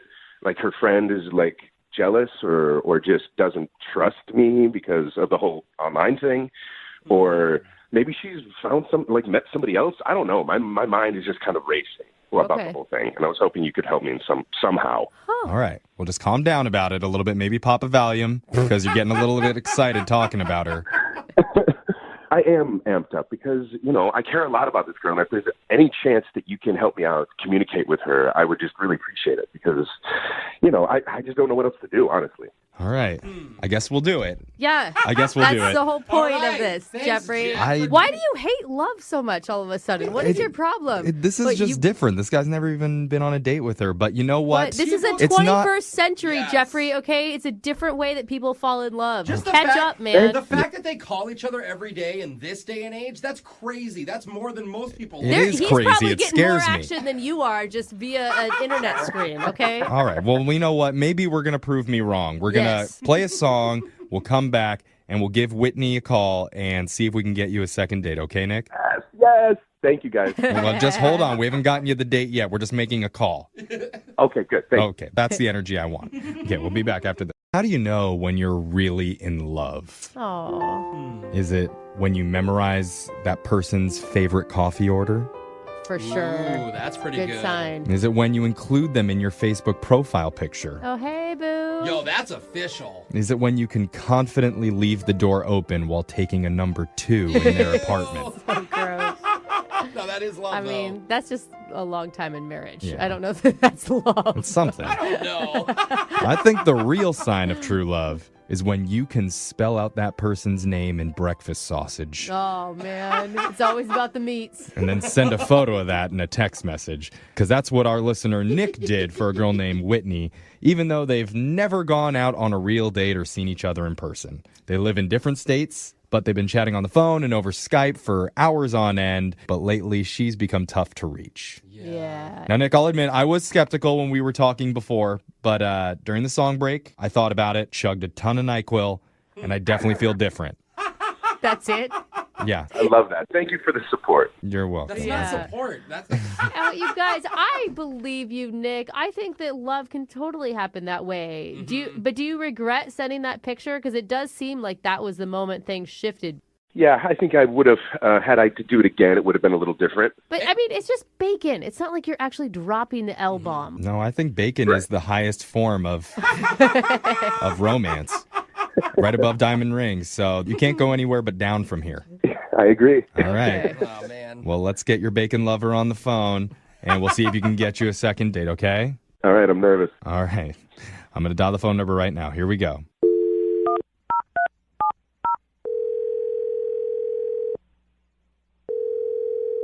Hello? Hi, can I speak to Whitney, please? This is her. Hi, Whitney. My name's Young Jeffrey. I work for the radio.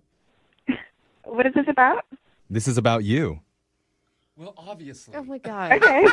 Sorry. Did I win something? No, you didn't win. Well, maybe you won something, in a way. Maybe. Yeah, you've probably never heard our show, Whitney. We're in a different city than you. Different state, actually. So why are you calling me then? We're calling you because we do something on our show called a second date. Okay. I'm guessing you don't know what that is, but basically, when one of our listeners needs help figuring out why they're not getting a call after a date, we're willing to do that for them. And we're calling on behalf of a guy named Nick. Do you remember going out with Nick?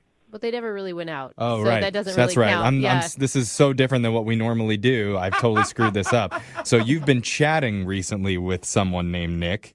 And it feels like you guys have been on quite a few dates because of how much time you've spent online together. All right. What did he say about me? He said he loves you. No, he didn't say it like that. Down. He sent a picture to you in bacon. He thought everything was going well. Yes. He felt like he's never connected to somebody like he connects with you, and he was really excited about it. And now you're not calling him back after he sent one simple picture of I love you spelled out in bacon, and he's wondering if he freaked you out. Well, to be honest, the bacon message was definitely a little overwhelming. Okay. But, I was falling for him, too. See, Jeff? So you were on board. How come you didn't bacon text him back then? Well, I talked to my friend, and my friend's always someone that, gives me really good advice. And so I just need to pull back for a minute. I'm not Yeah. Well, who is this friend? Is it a guy or girlfriend? It's actually like my very trusted stuffed animal that I've had for a long time. And it's like my inner self tells me, if things are okay or not. Wait, What? are you joking right now? Is this a joke? You want to talk to her? Wait, Wait, hold Whitney, on. Whitney, are you joking? No, it's kind of like how Mr. Rogers does it, Oh, Mr. Rogers does it. Yeah, you don't remember having the little puppets and... You have a puppet friend that's telling you not to date a guy? Yeah, it's Sparkle. I've had her for many years. Put Sparkles on the phone. We'd love to chat with her. Hi, this is Sparkle. Hi, Sparkles. Hello. Oh my God, I don't know. But Sparkles, wait, why don't you like Nick? Because he might not like me. He might throw me away and I never see Whitney ever again. It was a doll. Okay, this is yeah. Hold Sparkles, you do realize that Whitney deserves to be loved and that Whitney won't let you be thrown away, right? I'm doing this. I thought it was a doll. If he likes Whitney, he has to keep me too. Okay. Hey, Sparkles, have you ever met Nick before? Does Nick know about you? I don't think Nick knows about me. If he knows about me, he might throw me away. Okay. You haven't told? So Dating online is so weird. Wait, so... I think we need Whitney back on the phone. Yeah, let's talk to Whitney again, please. Oh, Jeff is so mad. Whitney. Hello? Is this Whitney? Who's this? This is Whitney. I thought it was another doll for a second. Whitney. Have you told Nick about Sparkles? No, I haven't told him about Sparkle. I can't imagine why, but I'm sure Nick would like to know about Sparkles. Maybe Sparkles and Nick should have a conversation so that you guys can actually go out, don't you think?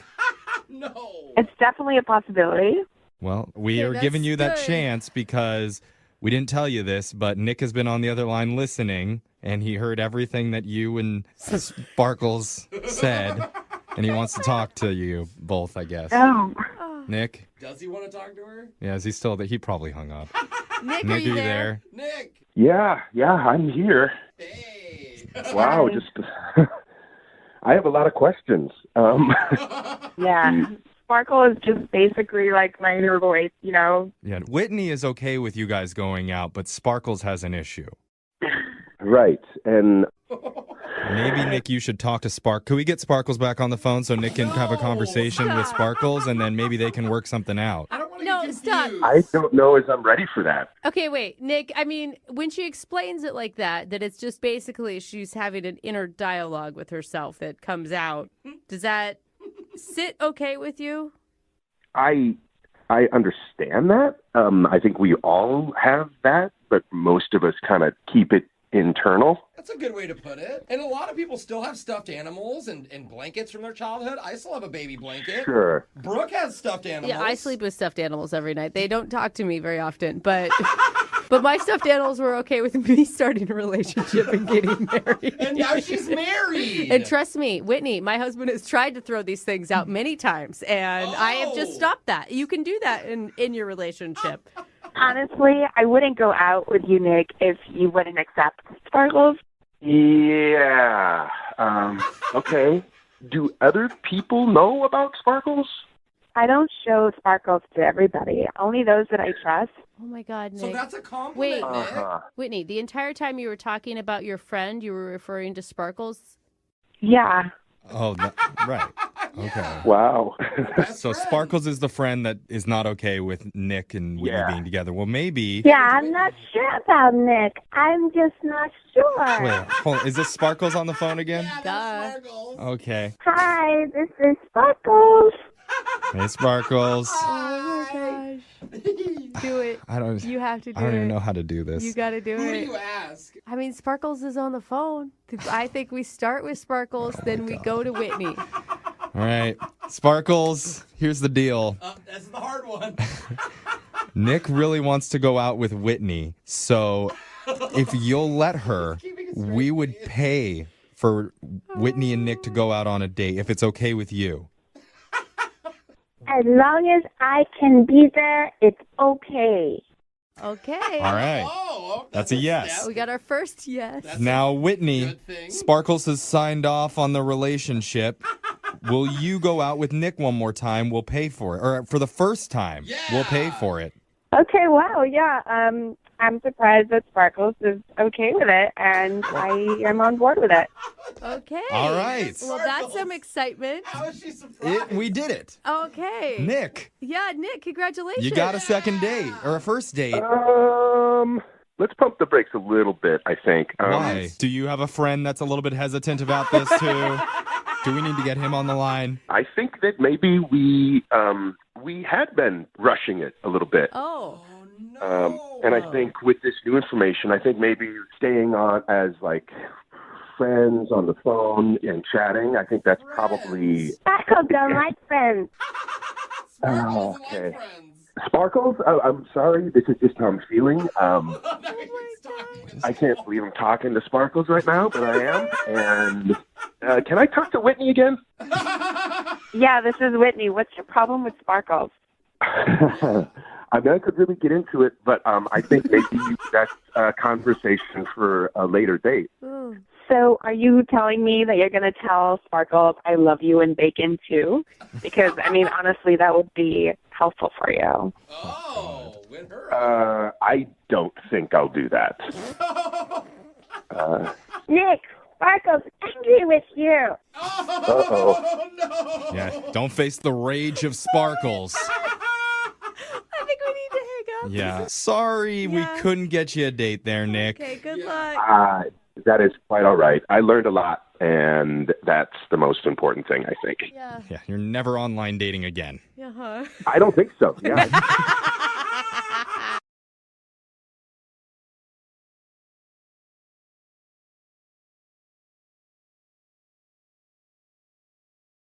Moving 92.5. Brooke and Jubal's second date update.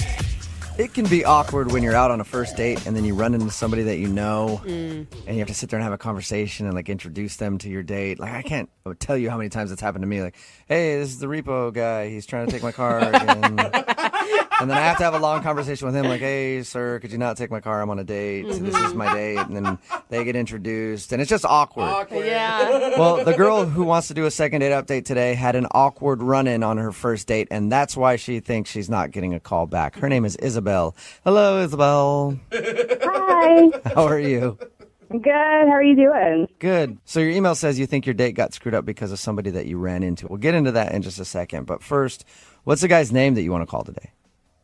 His name is Darren. Darren, and how did you meet Darren? I met him kind of in my neighborhood. I just ran into him one day near my house, like a few blocks away. He was on a walk, and I know it's going to sound cliche, but he has a really cute dog. So Of course. I had to go over to go pet the dog. All right. Did he ask you out or did you ask him out? He asked me out. We just kind of walked together for a while, and I told him I love animals, and his dog was adorable, and he was obviously aware of that.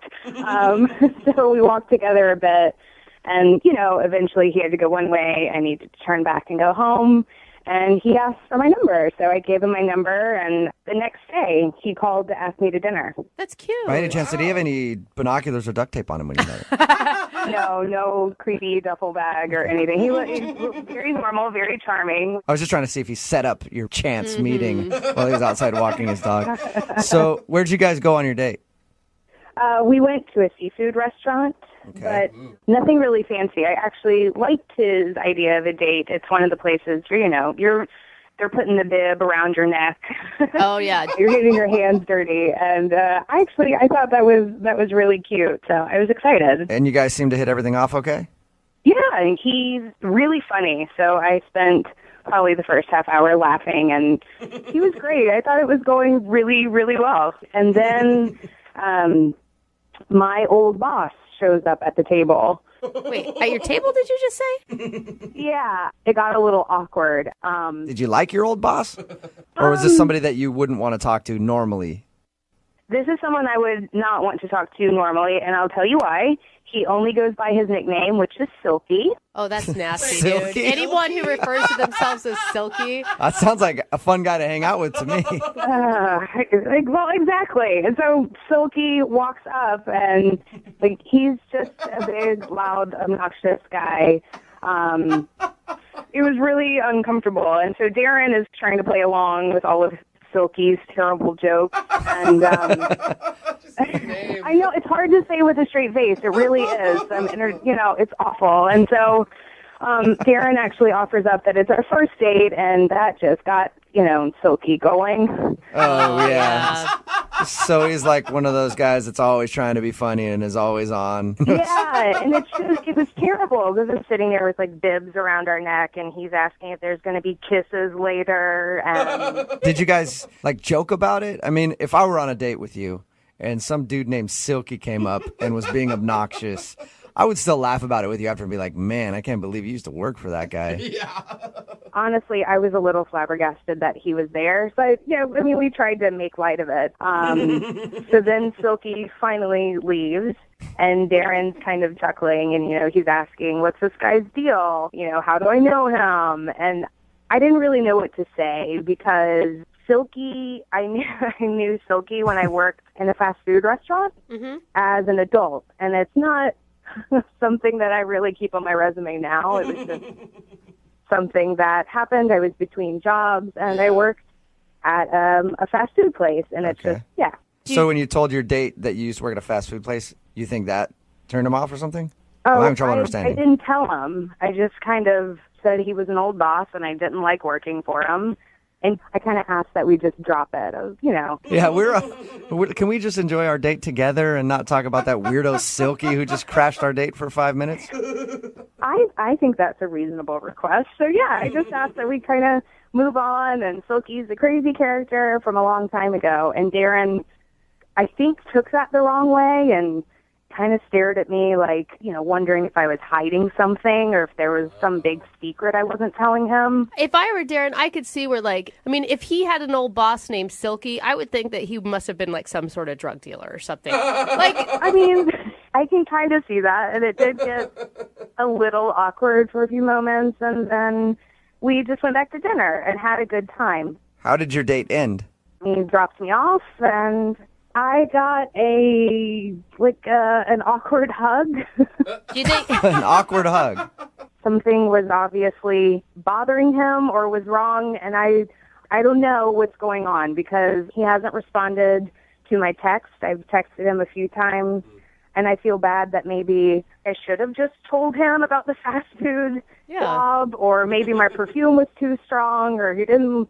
I don't know. I was wearing too much makeup. I don't know what went wrong, but I want to know. I love a girl's brain. There's always 8,000 different reasons it could be. Well, we'll play a song, come back, call him, and get your second date update, okay? Okay. Thanks. Hang on. Moving 92.5. Brooke and Jubal in the mornings. Second date update. Having your first date interrupted by a coworker can be annoying. Having your first date interrupted by an old boss named Silky can definitely ruin the whole thing. Sounds bad. If you're just tuning in for the second date update, Isabel is on the phone with us. She met a guy named Darren. They had a really fun date going, and then her old boss, a guy named Silky, happened to be at the restaurant they were eating at. I don't think that's his real name. I think he just calls himself Silky. But he crashed their date for a little while, and apparently he's one of these big, loud, obnoxious dudes, and he wouldn't stop joking around. And when he left, her date asked about Silky, and she didn't want to say where she knew Silky from because it was when she was between jobs, she was working at a burger place, and she was kind of embarrassed of that. So she asked him to move on, and then ever since Silky's appearance on the date, her date sort of seemed a little weirded out, and he hasn't called her since. We're going to get him on the phone and find out if it was Silky who ruined the day for her. Are you about ready to go, Isabel? I'm ready. I want to know what happened. And you do know, Isabel, you shouldn't be ashamed of working hard and having to work at a fast food joint for a little while. I know. It's nothing against anyone who works fast food. For me, it was just my degree wasn't, it's just not a part of my life I talk about. Yeah, okay. I'm going to dial the phone number right now, and I'm hoping that the guy you went out with, Darren, doesn't answer. I'm hoping Silky answers, because I'm curious about that guy more than I am about Darren, honestly. All right, here we go.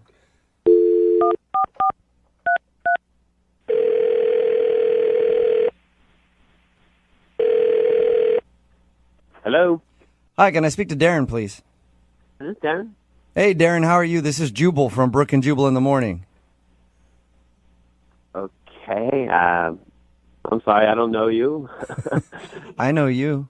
I know you, Darren. Oh, that's not creepy. Sort of. Whoa, who is that? Sorry, this is Jubal from Brooke and Jubal in the Morning. It's a morning radio show. One of our listeners actually emailed us to see if we could get you on the phone. Why? Well, because you recently went out on a date with this person, and now you're not calling her back. So she asked if we could get you on the phone and find out what went wrong on your date and why you don't want to go out with her again. Her name is Isabel. Oh, this can't be good. It could be good. I don't know. You tell me. Isabel wants to know why you're not calling her back. She says she's tried to text you a few times since you guys went out and has heard nothing from you. You know, it's just not something I really want to pursue or get into. Or She told us about the date. Can I just at least kind of tell you what she was saying? She told you about our date? Yeah. She told us all about how you guys went out to the seafood place, like a crab shack type place. Okay. And she... Oh, my God, that's weird. She said she really enjoyed it, by the way. The food? Yeah. The food, the company. She said she liked you a lot. I'll tell you why she thinks she's not getting a call back, and maybe you can just tell me if I'm wrong or right, okay? Uh-huh. She says that during your date, you were interrupted for a little while by her ex-boss, a guy that calls himself Silky, and he sounds like quite the character. Oh, so she told you about Silky, huh? She did. She told us about good old Silky.